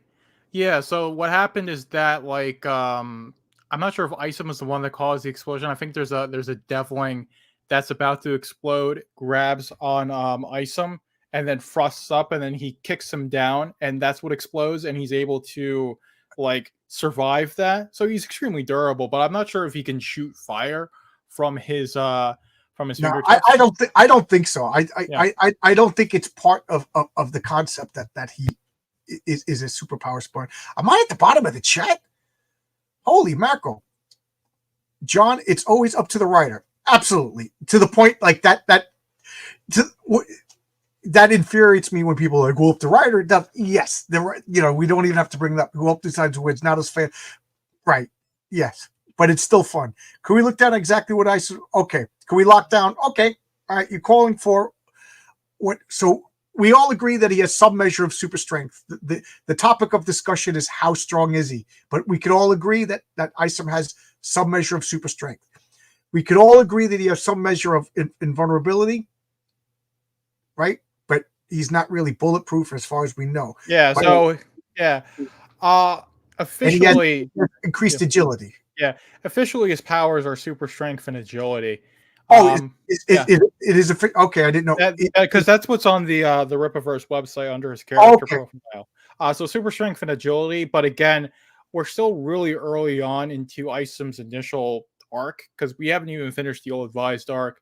I think the intention for like Isom stories to be like a 50 to 100 issue series to really get like good establishment of the character. So we haven't figured out everything about Isom. We don't know what Isom's final form is, or whatever the term would be, because we're still really early on in his story. So I can't say definitively that his powers are only that, but officially, as of right now, those are what his powers are. All right, Garfield's Bizarre Adventures says he thinks he has an absorption ability. He used Yara's speed bonus against Santwain. Santwain asked him where he learned. Okay, I can't argue with that. Now, could Yara have the ability to lend her powers? I think the thing like with power absorption, it's not necessarily if the character the powers are who are getting absorbed from has the ability to transfer. It's more like I can just take them because Kirby, like in Smash Bros, he'll just inhale people and get their powers and spit them out, and nobody else but Kirby can do that, right? So it's Kirby having that ability. So Isom, I think, might have like a copy ability, but it's probably not something like where he's going to be able to fly just because he fought with Yaira who can fly, right? And there's probably some sort of limit to it that we don't really know about yet, because it's one of those things that's really more or less implied, with the agility, with the fire, because he's kind of like charging up in the end there. He's not necessarily like shooting fire. So again, these things are like he doesn't really know how to use them. He hasn't really trained these abilities like his other abilities, like his ability, to fight, is not as well trained as something like his ability, to copy Yaira's like super speed. Right, because he does use, because Yaira does use her super speed. It's shown with the way Gabe does the coloring and Isom #1 in that fight, that she goes at him super fast, and then there's a scene that's very similar with Isom doing that. So I think he was able to absorb that power. I would say that's something that's more canon. But the thing with that is that Isom's copy ability is only going to be able to go so far. One, and then two, when you absorb a power, you don't know how to use it, so you don't have that expert level in it. If we're talking about manga, when Ginyu switches bodies with Goku, he isn't able to access the power of Goku's body, so he gets bodied in the fight with Vegeta. But anyway, to my point is, just because you have an ability doesn't mean you're going to be able to use it effectively, especially if you just got it and you don't know how to use it. See, this is, I must have missed it because I don't remember him like physically adapting like it's really subtle. So it's more like one of those shown things, and with I think Garfield mentioning it, that's really just the way that like I'm thinking like, yeah, that makes sense. But yeah, no, it's just more like I just love the Rippaverse because like as these books come out, I get to read them and learn more about it. That's the intrigue, and that's what that's what gets people into comic books in the first place, is that you read the one issue, it's like I gotta know what happens next, so I'm going to be there next Wednesday to get my pull list, right? Okay, so we've been talking for an hour and 45 minutes. So I'm going to start giving my opinions, and if you want to attack me, that's fine. Don't attack Joker. This I invited this on myself, but 90s Cyberfrog versus Isom, from what I know, and again, I showed all my comics, I think a Cyberfrog with Chelsin, it's not a contest, because we already showed that the Chelsin is this starfaring ship that has the ability to go faster than the light, speeds, and travel vast distances. I don't know, galaxies or whatever, but it has vast amounts of power to draw from, and it can channel that power into Cyberfrog for various abilities. Like we've seen him create guns, we've seen him create lasers, we've seen him download like healing himself. This is Cyberfrog with a direct connection to Chelsea. So I don't think I'm being controversial to say that this is a no contest, that Cyberfrog beats Isom. So now we're going to fast forward to the current continuity. Whether or not the past continuity exists or doesn't exist, it doesn't matter, because in the current continuity, Chelsea is damaged, and Riptron, right? That's his name. Has a so Salamandroid has Kelsin's heart. Right. So he's separated. We've seen him take a shotgun blast, and it took a while for him to recover. So this is, to me, a more of an even fight. In the Wrecked Planet continuity, and so we got 2 issues of current continuity. We got 2 issues of Isom's continuity. I will still say that the agility and you said 400 pounds worth of mass. I still say it's a closer combat without Chelsea, but I will still say Cyberfrog wins, because speed, agility. Isom, he can't fly. I don't see him jumping and moving, but like a guy who could lift a couple of tons even without Chelsea, and then combined with this speed and dexterity, and again, Cyberfrog still has the reach with his tongue. I still say that Cyberfrog wins. And that doesn't mean I hate Isom. That doesn't mean I hate Eric July. That doesn't mean this. I'm just talking characters versus character. And feel free to disagree with me. Does anybody have a different scenario or have information that I may have missed? Now I want to scan back to see Isom has lived the super. Okay, Isom has already lived the superhero life. These events come after that, so he's a veteran. Yeah, Isom has a gun. Cyberfrog got murked by a regular guy with a gun. Okay, it doesn't matter if it's woke. So it does matter if it's woke. I have no tolerance for that stuff. Don't worry about Frog Tony. He's a relevant drama streamer and comic book tourist. No sense. I've been on Frog Tony's channel, so I don't want to say anything bad about people that I've been on their channels and stuff. It's just not good. Kick Nate, he's just here to. Is he? I'm sorry if I'm missing. If anybody's story trouble, this is the wrong place. When did Cyberfrog ever get killed by a guy with a gun? He got shotgunned. He didn't die. I said it took a while for him to recover. Yeah. He got shotgun, and he had to, because without Kelsin, he's a frog. He naturally recovers. Right. He still has a natural ability to heal, and he still has nanites in his bloodstream and self-repairing capabilities. The Ripper versus Woke. If it is, I haven't noticed. But then again, I only got Isom 1 and Isom 2, and I got Alpha Core. Yaira is a great book. I wouldn't say it's woke. Of course, there's a class of people that'll just say that it is, and it's bad no matter what. And my opinion doesn't matter, because like I'm a shill or whatever. I don't care.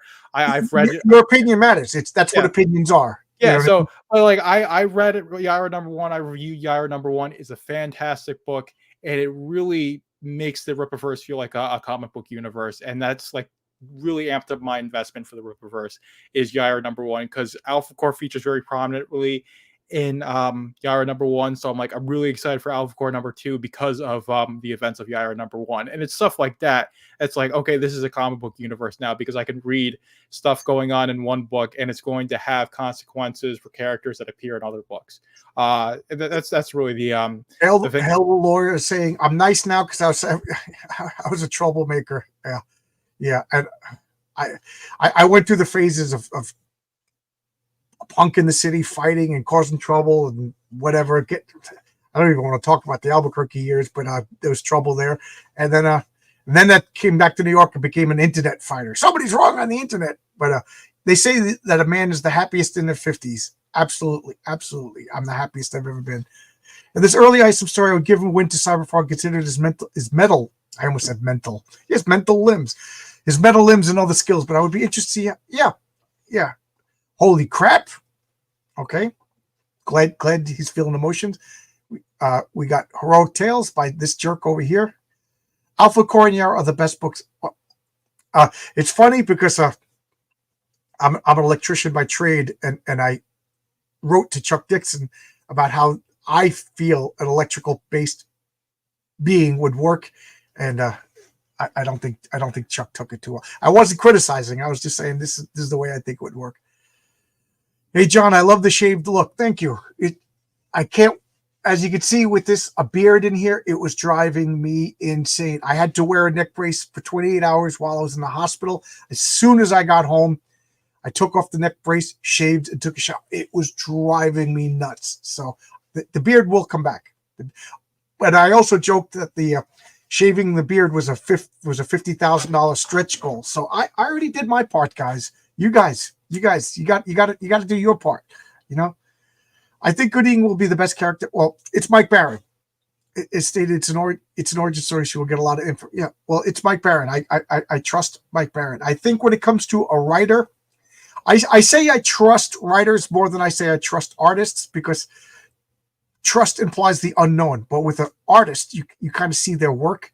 Like if I know John Byrne is going to be drawing something, it's you know what I mean? Like I don't think there's a lot of unknown. You know the look, you know how it's going to look.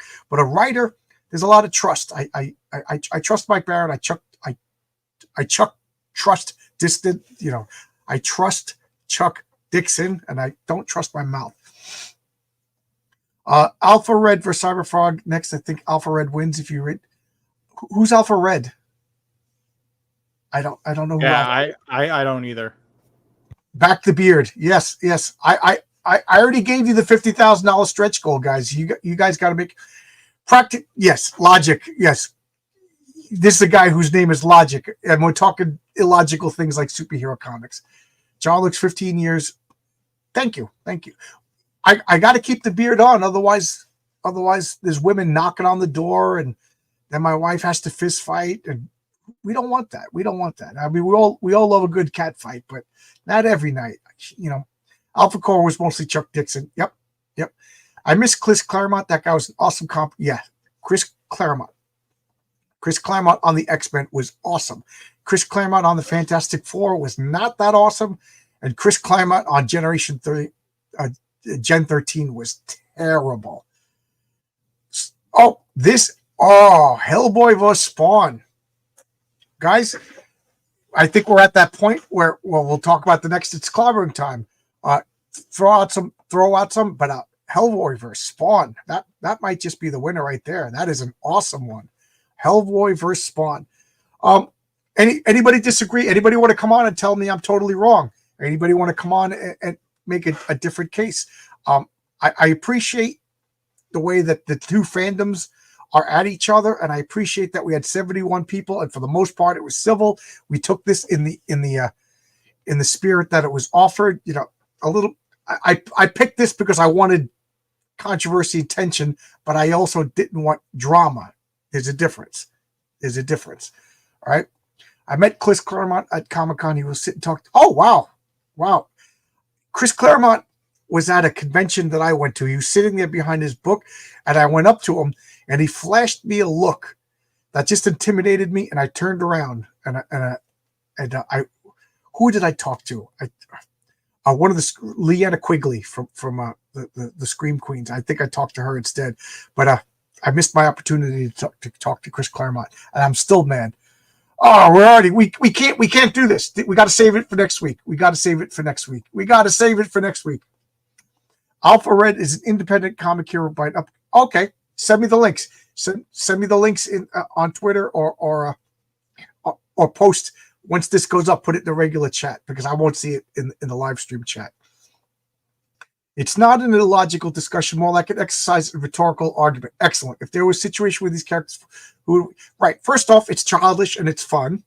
Second off, it's almost like a legal argument. We're taking precedences in comics and making a legal argument. And I think if we could do this properly, it'll help us on like real world debates, not like I hate Obama because he's a jerk. Yeah, well, Trump's a fascist. That kind of stuff gets, if we all know that there's going to be lots of political discussions at the dinner table, in the upcoming months. And this is kind of like a fun way to learn how to debate without getting out there personal. Well, a lot of people are very emotional. Right. So when you get into debating anything, the standard thing to do for most people is to appeal to emotion, and that leads to people saying the dumbest stuff. And also, this is what leads to like people fighting each other physically, is because they say very emotionally charged things. Now, comic books are fun; they're important, and I'm very emotional about my comic books. But I'm also not going to get my feelings hurt if you disagree with me about, because let's face it, Mr. Fantastic will beat Mr. Terrific 19 times out of 20. And I don't care what anybody says, but I'm not going to get my feelings hurt if you disagree with me. And I'm also busting balls. Spawn is the definition of OP. I got the first 63 issues of Spawn as they came off, and I think that was the last time I read Spawn. So it's up to 300.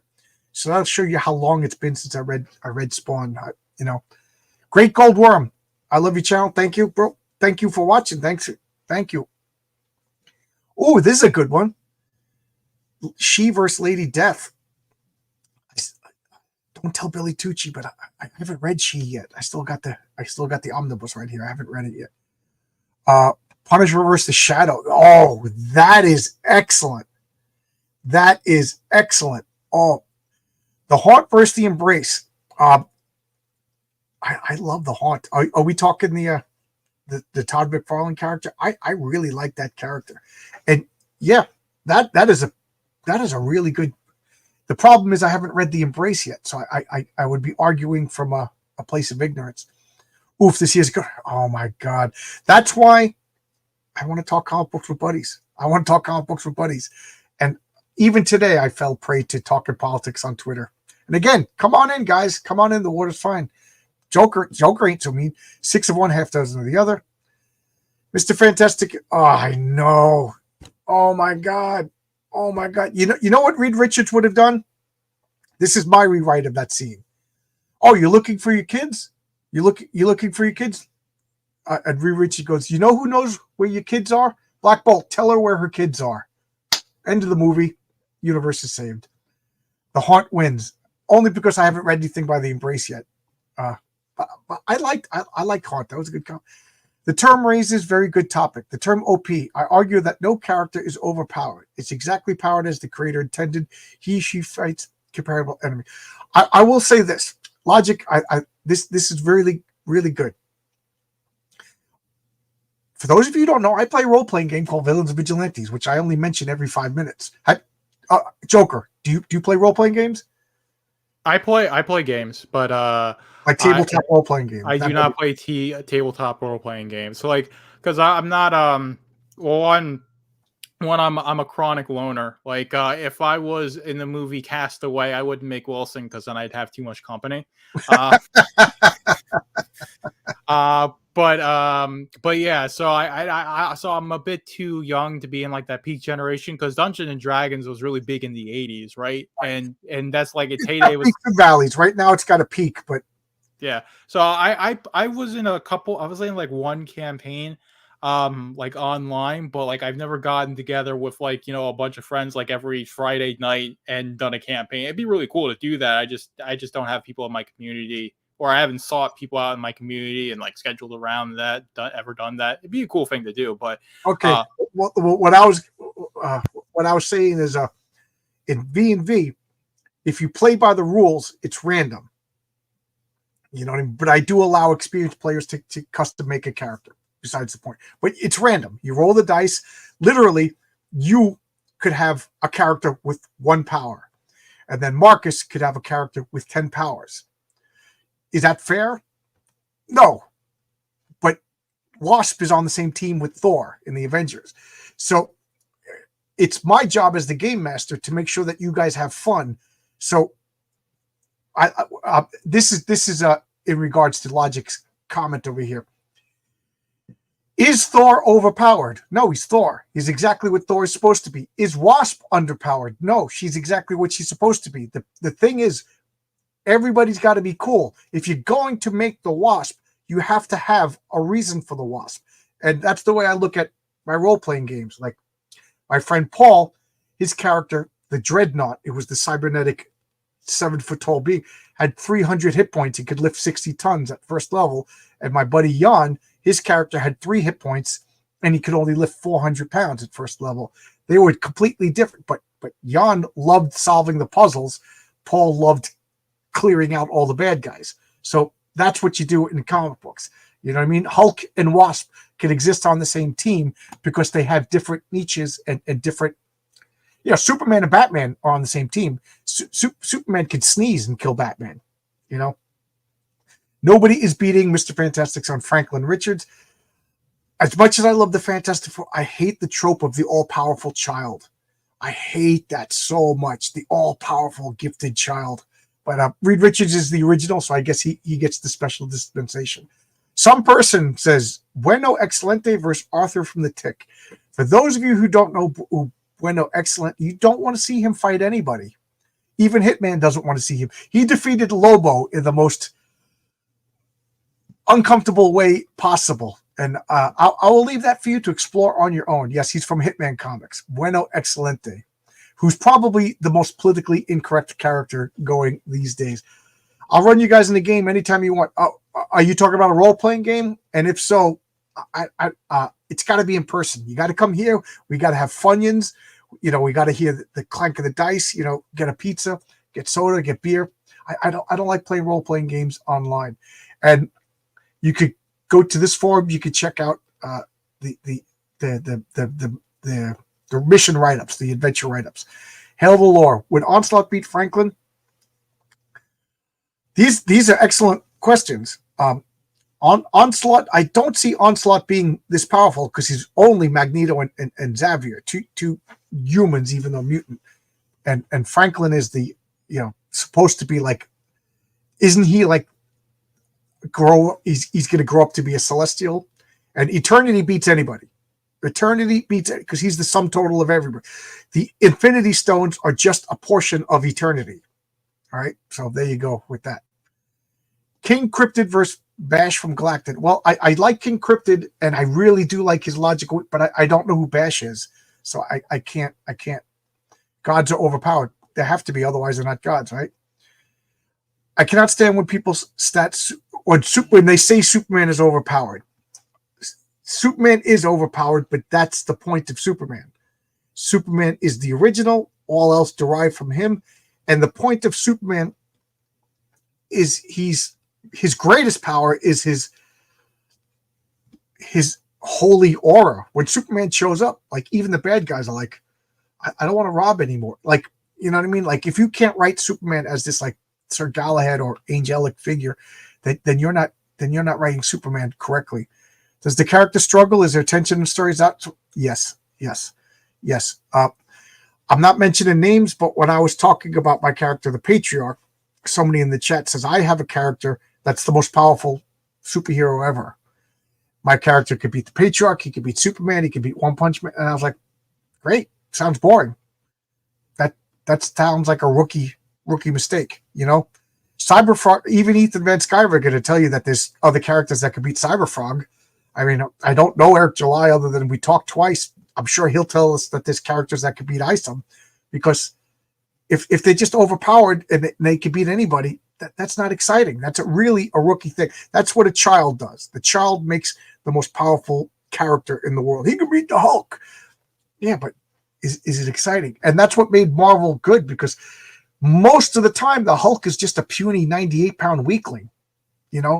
I don't like. There was one where Banner tried to shoot himself and he turned into the Hulk and saved himself and spit out the bullet.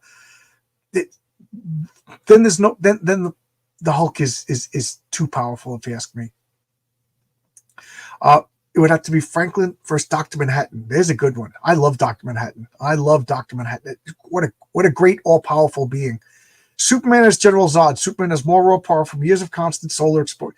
Yes, that's one of my pet peeves too. Somebody said they don't like it when Kryptonians land on Earth and are immediately as powerful as Superman. Yes, I agree. But what good is General Zod if he lands on Earth and immediately gets defeated? You know what I mean? So, what do you do? You have a machine that infuses General Zod with 100 years worth of solar energy right away. That's what you got to do. Yeah, Superman's greatest power is self-control. I would say that Superman's greatest power is his innate goodness, even more than self-control. But yes, self-control, because it was a Marv Wolfman, Jerry Ordway comic where Superman was saying that he goes, I wake up in the morning and my first thought is I could take over the world, but I don't. And he was fighting Brainiac, and Brainiac is like, you almost messed with my self-control. He goes, and you know what controls the power of Superman? The self-control of Superman. And you almost messed up with that. I thought that was like strangely terrifying. I thought that was so good. The Infinity Gauntlet could do anything. I tend to agree with you on the whole universe breaking kid was a bit much. Okay. All right. Perry White versus JJJ. Or Alfred versus Jarvis. The real Jarvis. The comic book character. But that is a fun one. Betty Brant versus Lois Lane. You make Zod a smart strategist. Yes, he's a general for a reason. Generals aren't known for getting out in fisticuffs. No character is overpowered. Just make a comparable enemy. Yes, but then see that has like Doctor Who. They're constantly upping the scope to the point where it's so dangerous, and this next threat is that it doesn't matter anymore. I purposely scaled down the scope in my comic to the Spider-Man, random issues of Spider-Man. You got to build up to Thanos. You know what I mean? You can't just have Galactus and Thanos right out of the gate.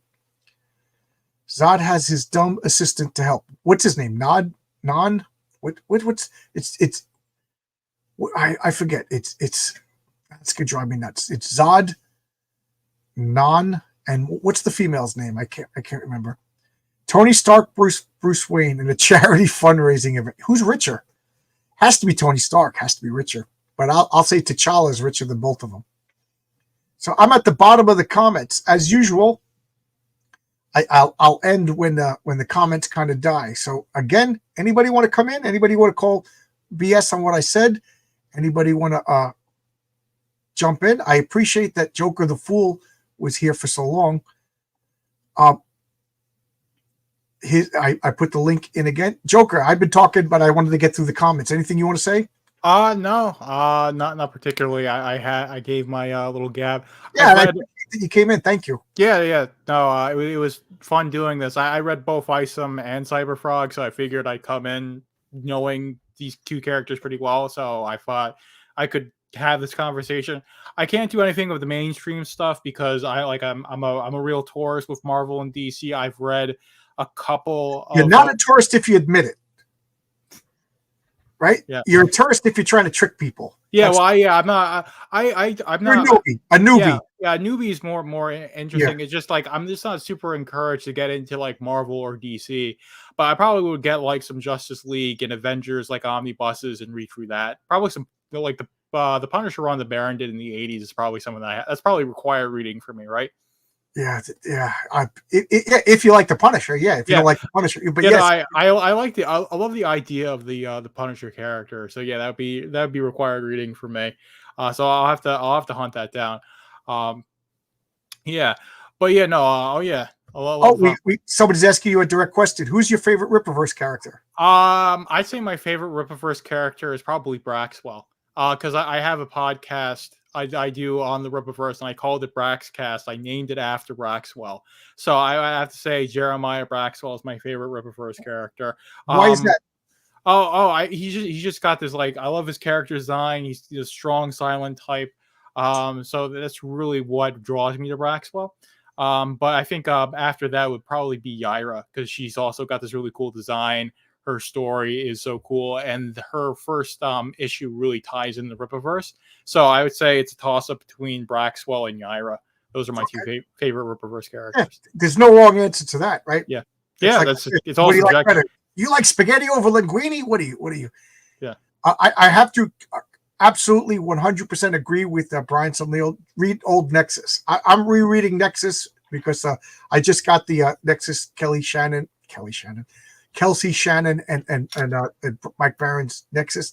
So I'm rereading all the Nexus to get to it because I read those when they came out. Geez, 40 years ago. I cannot pretend to remember the details, but I remember enjoying them.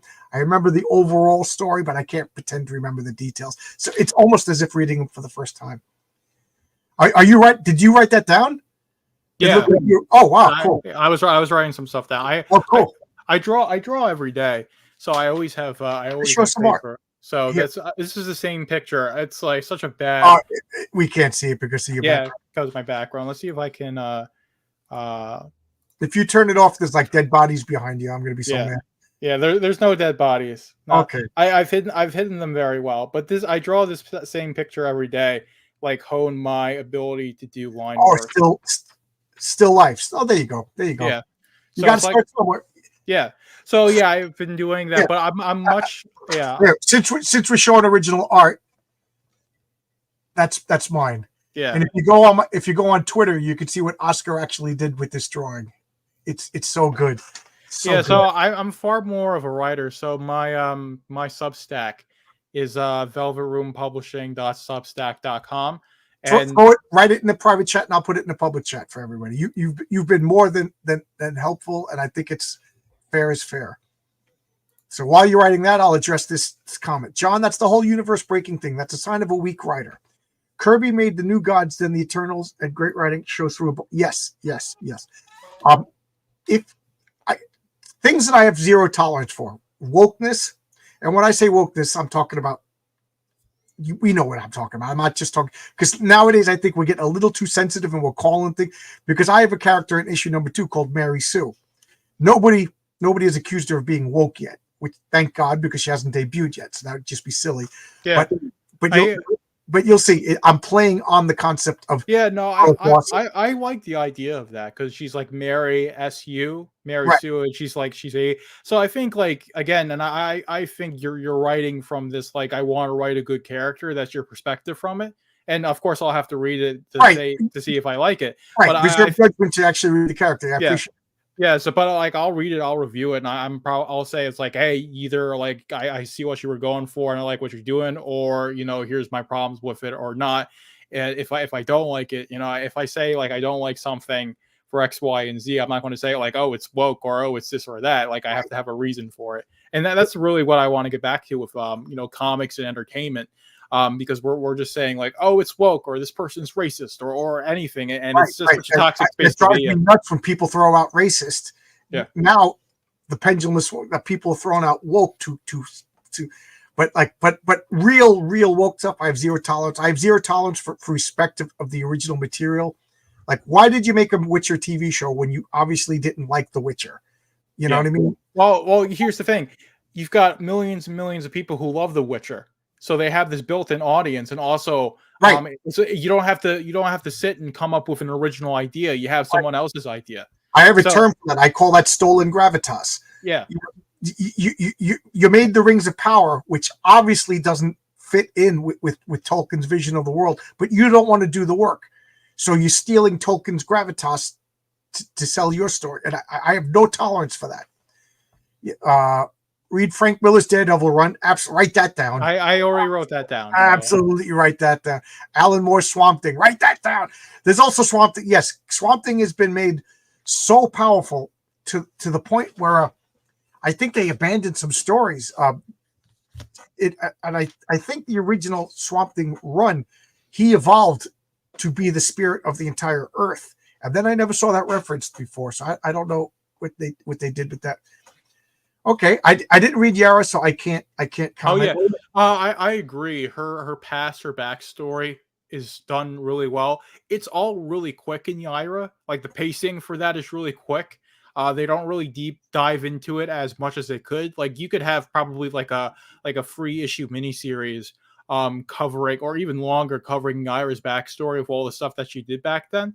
But that it would be a fantastic thing to do. But what's covered in Yaira #1 really gives you a great sense of who Yaira is as a character and why she acts and does the things that she does in the modern day Flores Park. So it's really well done, and I'm really excited for Yaira 2, and that's already being worked on. So that's really that's one of the things that I like about the Rippaverse is that they're really going all in on getting as many books out as possible, and they're lucky enough that the fans have elevated them to a position where they can have this big team doing those sorts of things. So not everyone can do it. No. Yeah, but they're able like to, you and said, they're he has a team working together. yeah, but hey, that's part of the dream, and I don't think the fact that Eric was able to do this is preventing anybody else from doing it. And a lot of people are going to be very kind to the independents as long as you're kind back, right? Because plenty of people have had delays and trouble getting stuff out, and most people are receptive and kind to it as long as you're not defrauding your fans and you're keeping them updated. Yeah, that's dangerously close to the kind of stuff that I avoid. But I get what you're saying. Yeah, I'm sorry about that, but okay. it's just okay. You've been great. They need the IP to be a vehicle. I forget who. I didn't originate this term. It might even be your boy Zach. He says they wear intellectual property like a skin suit, like a Trojan horse to infiltrate what they want to do with it, and it just drives me nuts. And to me, it just shows that a lot of these creators, Star Wars, thank God Harry Potter, she's controlling Harry Potter, and God bless her for doing that. But like even Dungeons and Dragons now, and now it's getting to Warhammer, they just stealing the gravitas of these intellectual properties to tell us what they want rather than what. Like, thank God Peter Jackson had so much respect for Tolkien. He did the best Tolkien representation, which I'd say it's 75%. He changed a few things, but I understand what he changed for the sake of making a movie. But at the risk of babbling, I'll go to the next topic. A lot of people throw the word woke at anything they don't like. Yes, there's a lot of things I don't like, but that doesn't mean that they're woke. But if it's woke, I pretty much don't like it. Read I almost said King Crimson, art rock band. Read King Cryptid. I do. I got every issue. I've been on Pete Smetty's channel. I'm an unabashed Alterna fanboy. Alterna Comics got me to meet guys that I consider really good friends, like Fabrizio Aiello and Brian Bao. And Fabrizio, if you're watching, give a shout out. So yeah, I'm a big fanboy of Alterna Comics. Pete's been nothing but helpful to me. Yeah, instead of making a long-established straight male character gay or trans, just make an original. Yes, why do people want sloppy seconds? If you want representation, why do you want to be representation by somebody else's sloppy seconds? I can give you an explanation as to why they do that, right? Because it's easy. It's one, it's just all gravitas, but two, it's hate marketing, right? So it's instead of, let's say, Disney making a mermaid story that takes place in Africa and using that mythology, if you make The Little Mermaid black, one is an established brand, so people know it, and two, you can market the film through like hate marketing, because there are going to be people who are going to criticize the movie for being unoriginal and for doing this race stuff. We all saw that. If you didn't like the new Little Mermaid, then exactly, and that's how they market the movie, by stirring the pot. It works, but you're destroying the brand, and it's only going to work so much. And there's also the whole idea that you'll have a lot of people who say like, well, I don't care if you're having a black Little Mermaid, it's unoriginal, corporate, and boring, and I'm not going to watch it. So a lot of people are disengaging from Disney doing this in general, because people are just tired of the remake. That's my point. I think it gives a short-term burst, but it hurts long-term. Well, it's more or less just you're getting pats and praises from people who don't have money anyway, because these are like like the 20-year-old commie broke college students that you don't have any money, right? That's your target demographic, and they're not going to be a good customer base, because they might pirate your stuff. But they're not going to give you money to consume your product, and that's the issue there. Oh yeah, and Horseman from Chuck Dixon and Joe Bennett, they did Alpha Corp. that's going to be fantastic. That's coming up next, and I'm pretty sure that's going to be in the month of August because Ripple talked about there being 2 collections in the month of August. So I think they're going to do a merch drop and they're going to do a Horseman drop, and I'm really excited for that. So I'll definitely be covering that on Braxcast. So you check out Velvet Room Publishing, the Substack, and you'll be able to get all my content there, and that includes the Braxcast that I do. There's a few things that Peter Jackson did really bad in the movies. One of them was he made Gimli, who was, I think, one of the most noble and the most badass warrior. Gimli, I think would have beaten Aragorn in a fight. There you go. But they made him a goofy joke. And yeah, the other thing that really gets my craw is the elves showing up at Helm's Deep. Helm's Deep was supposed to be the first time that humans showed their strength. It was supposed to be the moment, the dawn of humanity rising to defeat the horrible forces of darkness. The fact that the elves showed up, it took away. I normally I could see why they made Gimli, because there really isn't that much humor in the Lord of the Rings. So I understand. I don't like it. But that Helm's Deep, I don't understand why they did it, other than they just wanted to show elves. I don't understand why they changed that. It's very difficult to create a new character or IP. Absolutely. I'm trying to do it myself. Yes, it's very difficult. And build a fan base. Absolutely. Instead, the activists steal the IP to push. Yes, stolen gravitas. They're more like sloppy thirds. Like my favorite Green Lantern. Is you could see this Green Lantern. This is the Alan. I don't even know how to point. There we go. Alan Scott's my favorite Green Lantern. Something about that horrible costume. I always liked that green. And his son, Obsidian, he was born in the 80s. He was in Infinity Corporate. He was a blank slate. Somebody along in the Manhunter comic, he showed up at a barbecue with his boyfriend. The world didn't end, and it just kind of stealthily he became DC Comics' first openly gay character, and nobody cared. Why? Because he had no past. It kind of worked. It kind of made sense. There was barely a ripple. And then DC in the New 52, they erased their first historically openly gay character to turn his father gay, because this guy didn't have enough gravitas. You understand? Anybody who really cared about representation and whatever, they should have been up in arms that they really got rid of a historic character to do a cheap stunt. But these people don't care. Yeah.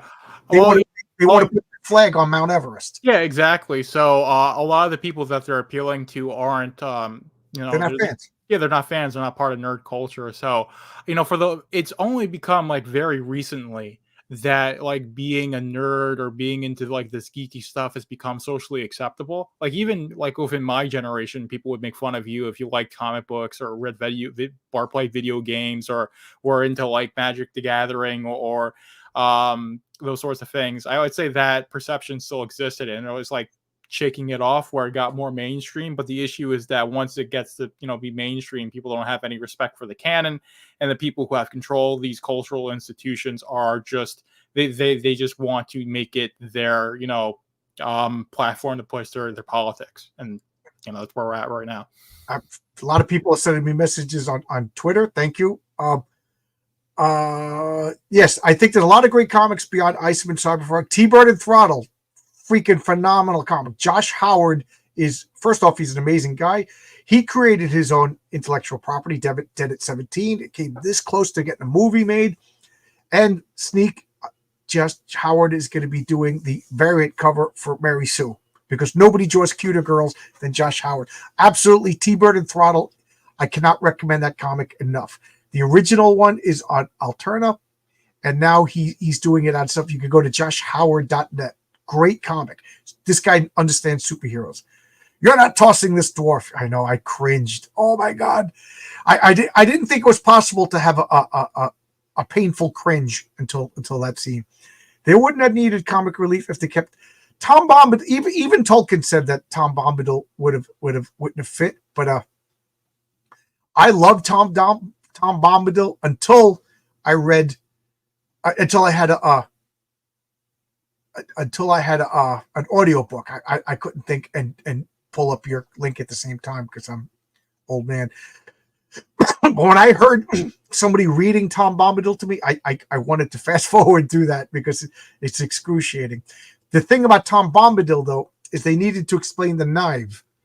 Galadriel didn't give the knives that ended up killing or breaking the power of the Witch King, so that what's her name could kill her. But there you go. Obsidian Jane are in Kingdom Come. Yeah. Excuse me. This might be a hot topic, but pics of live action Mr. Terrific don't look so good. Maybe it's the actor. Yeah, I have no faith in any of the movies going forward, so it didn't bother me because I didn't have too much. But Eve, Superman looked okay. It's a little off. Hawkgirl didn't look too bad, but the Guy Gardner just looked embarrassing. I don't know. Do you know what we're talking about? I do not. No, they showed pictures of the new Superman movie. To me, the fact that they have so many superhero characters shows me that it's a red flag to begin with. Are you talking about Superman Legacy that James Gunn is directing? Yes. Okay. Yeah, I didn't have really any hope for this new DCU. And it's going to suffer even if it launches and it has its own consistency. It's not going to match up with the comics anyway, and you'll see this same problem that Marvel is going through with their I guess canon in terms of that linking up with the movies as well, because you and I love the comics, right? You want the comics to be reflective of the adaptations, and that's just not going to happen with James Gunn's material. He didn't do that with Peacemaker, so I doubt he would want to do that with the DC. He wants to do his own thing. I mean, some of it might work, but if you're going to throw in all these characters, then I think it's a throwing stuff at the wall and see what sticks mentality, and I don't think that's going to be what you need to build a coherent universe. It's quite the opposite. I like this comment. It says, when it comes to mainstream, it becomes corporate. Yes, and then it becomes designed by committee. That's why I do like things like Cyberfrog. It's one man's work. T-Bird and Throttle. It's Josh Howard's work. Wolf and Batsy. It's Brian Bow's work. Horace H. Hoover is one man's work. I love that. You know what I mean? It's one man's vision, one person's vision. But let's face it, Spider-Man now is a committee product. I don't know if I could explain it more eloquently than that. I think Tolkien was begrudgingly making a concession with cutting it out. Yeah, Tolkien even said he understands if people cut out Tom Bombadil. I wrote a 6-page paper on Tom Bombadil in college. 4 Hobbits aren't comic relief enough. Yep. Yeah. But then they split up. Yeah. Buy the Patriarch issue to get the cute girl panels in the next issue. What he's talking about is when I went to Kickstarter, I got my first message on Kickstarter was a girl saying, "Oh, I love the girls, the showgirls, the henchwomen. Could you draw me as one in the next issue?" And I'm like, "Could you meet me halfway and back my comic?" So I just thought that was a weird comment. I was talking about that. Yep, Josh Howard, Big Cartel. Just, hey, we get you some subs. There you go. Yeah, no, I appreciate it. Yeah, thank you, Garfield. He adds a lot of gravitas and history to the story. It was a nice break from all the action. I disagree with the movies needing constant pacing, but I've read them. You're talking about Tom Bombadil. Tom Bombadil. Yeah. He's going to be in the Rings of Power. Oh God, I can't wait to not watch that. I'm going to see the new Superman film. I checked out of DC and MC. Yeah, James Gunn is a non-starter for me. I'm not going to see. Oh, I read that wrong. I've adopted a policy. Like I said this many times, my shields are up, and in order to penetrate the shields, I got to get good buzz from people that I respect. But I saw the Spider-Man multiverse movie, with all the different Spider-Mans. My wife and I went to go see that in the movie theater. I'm trying to think, was that the last Spider-Man I saw in the movies, or was Doctor Strange Multiverse of Madness? Whichever one was later was the last one. I didn't see a lot of the TV shows. I'm done with Star Wars. I saw the second of the sequels, and I'm done. Yeah, I haven't seen Rise of Skywalker either. because I remember initially liking Last Jedi, and then I was thinking about it long enough. I was like, yeah, it's not a good movie. And I watched like half of the first season of Mandalorian, and then all the stuff with Gina Carano happens, and I'm like, I don't feel like watching this. And then more and more, it's like, okay, well, Disney doesn't care about Star Wars, so. And I wasn't like ever the biggest Star Wars fan. But I remember watching the original trilogy as a kid. The prequel was like happening like as I was growing up. So I remember liking those movies.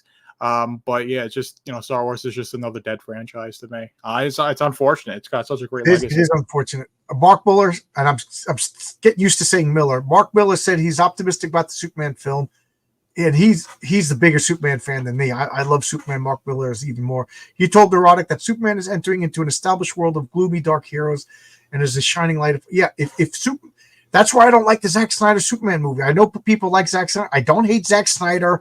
I'm not getting into this, Cyberfrog versus Isom battle.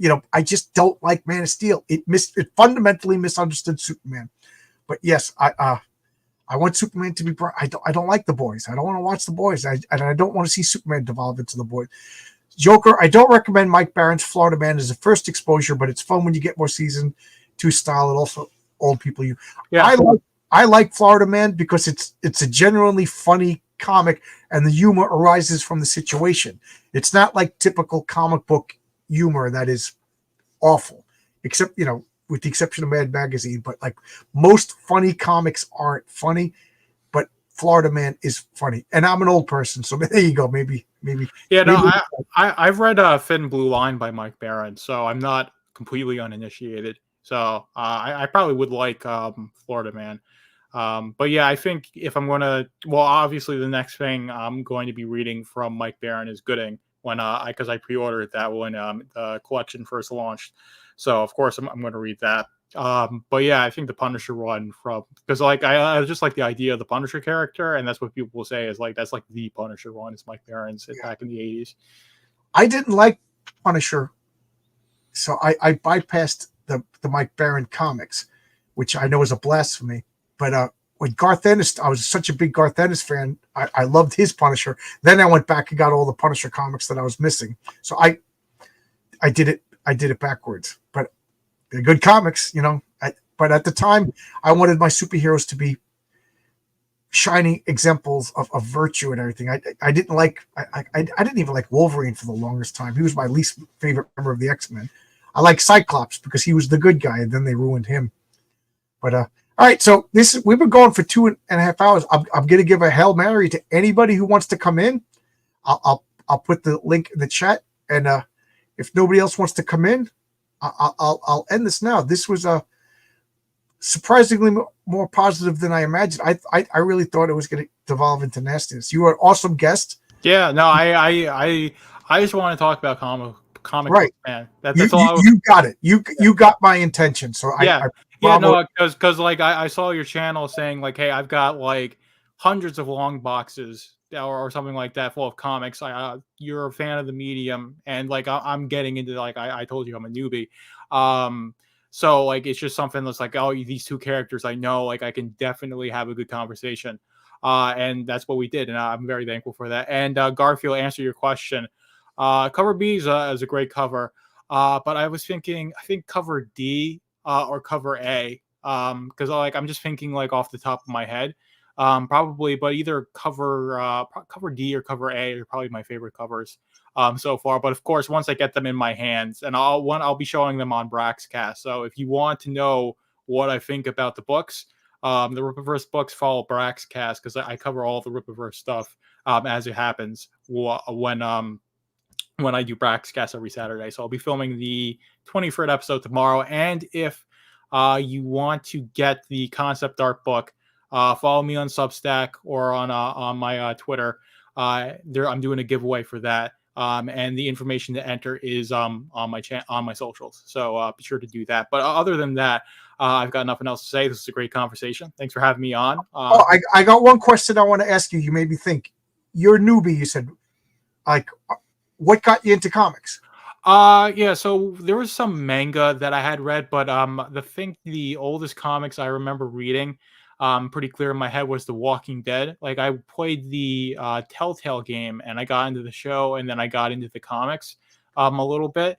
And then I took a long break from it, but then it was starting in 22, like late 21. Eric, because I was watching For Canon's Sake, he was saying like, "Hey, I have this idea to do a comic book, launch this comic book universe that's, with the aspirations of competing with Marvel and DC." I was like, well, this is really interesting.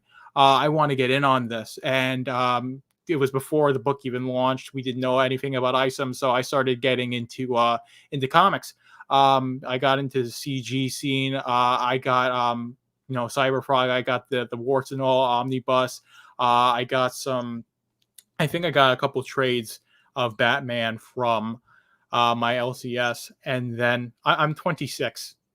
I'm 26 years old, so that's how old I am. I'm quite young, but anyway, I got into Invincible. I read all of Invincible, so I got all 25 trades. I was like really enamored with that series, and so I've read all the comics, and like I'm not that interested in the show because the first season of the show, they're going to have to change some things, but some of the plot decisions just really makes it confusing with like adapting it accurately. And people are saying like Invincible is the most accurate adaptation of a comic book, of American comic book ever, and it's not really that, because there's some pretty big plot things that they change. Yeah, there's some big changes. Yeah, and I personally don't like that, right? Because like I'm a sucker for the source material. A lot of people aren't like that. Like, it's a bit of like a really nerdy thing to like hold the source material to that sort of degree, because like normies are like as long as it's cool, they don't care. Like my dad was talking about the Halo show, and I didn't want to watch it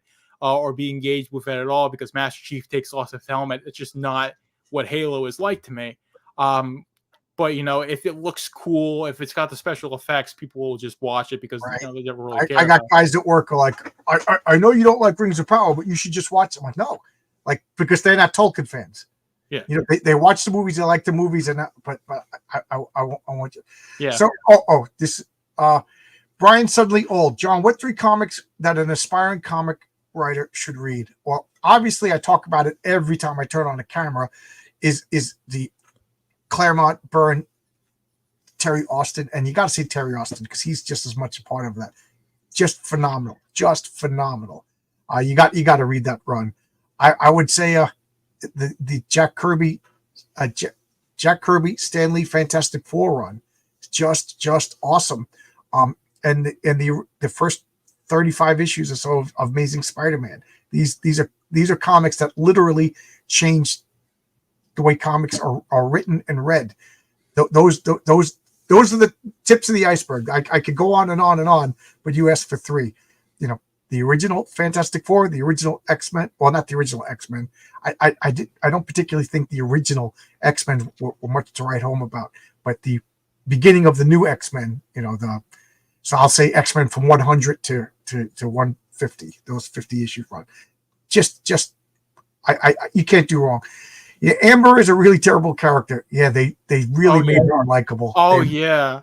But the whole thing is that you could have made her a completely different character and nobody would have cared, right? I wouldn't have cared if they just changed, because like Amber's character in the comics isn't really meant to like function as this like long-standing character. She was just like Invincible's first girlfriend, so that way, like when he gets with Eve, they're like on equal footing because they both had a past fling. Yeah, right? For those of you who don't know, she was more sympathetic and likable in the comic. Oh yeah, and she was way more sympathetic and likable.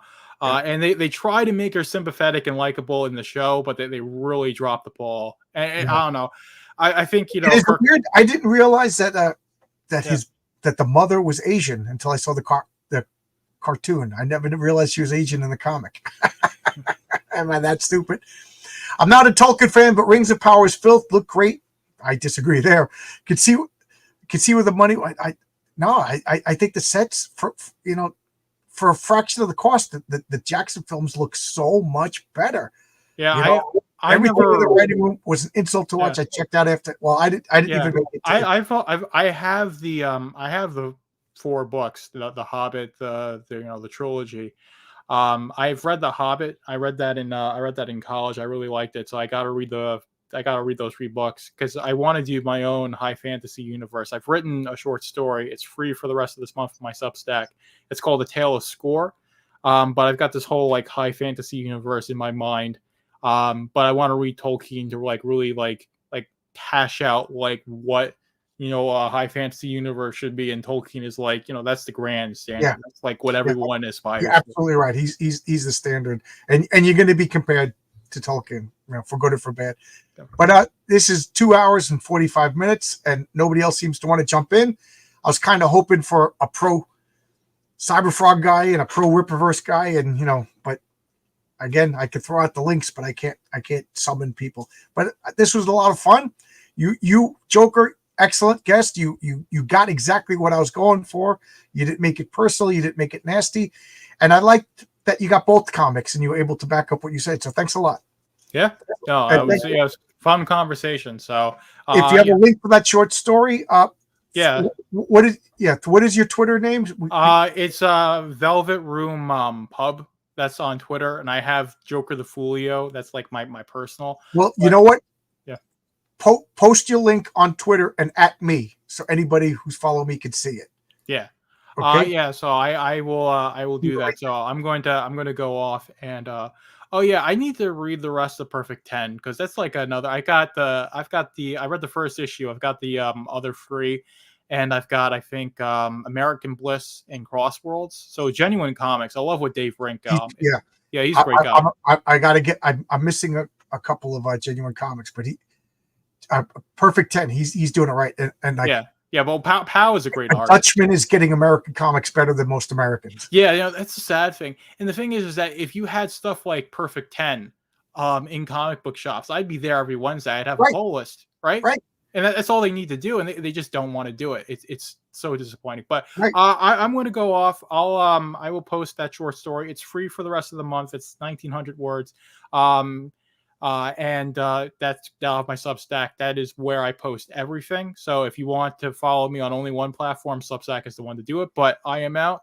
Thank you again. This was a great conversation. Hey, thanks a lot. Thanks a lot, everybody. And you know what? I think next week's Spawn vs. Hellboy. How's that? Spawn vs. Hellboy. I'll start making it right now. Thanks a lot. And I still don't know what I'm going to do for Sunday Comics, so it'll probably just be a spur of the moment decision. Am I selling locks of that beard? Yes. You could PayPal me at John's Longbox at PayPal.com and get locks of my. All right. Yeah. Like what's her name? That girl that sold her bathwater. There you go. I'll sell it little for like Fenor and Gladriel's hair. How's that for deep Similarian cut? But thanks a lot, everybody. I appreciated this. I'll leave you with a blessing by Zach Tan. And I'll see you Sunday at 10 a.m. for Sunday Comics. As of right now, I still don't know what I'm going to do. And then at 2 p.m., I'll be on Genuine Comics, Dave Brink's channel. And see you. And Justin's here. Justin's got his own comic, Chrome Dog. Check that out. Oh no, what am I talking about? He's got a weaponized werewolf and smokes the fox. Jeez, I'm getting everybody. I'm blaming the tree. Tree knocked my noggin. Bye bye.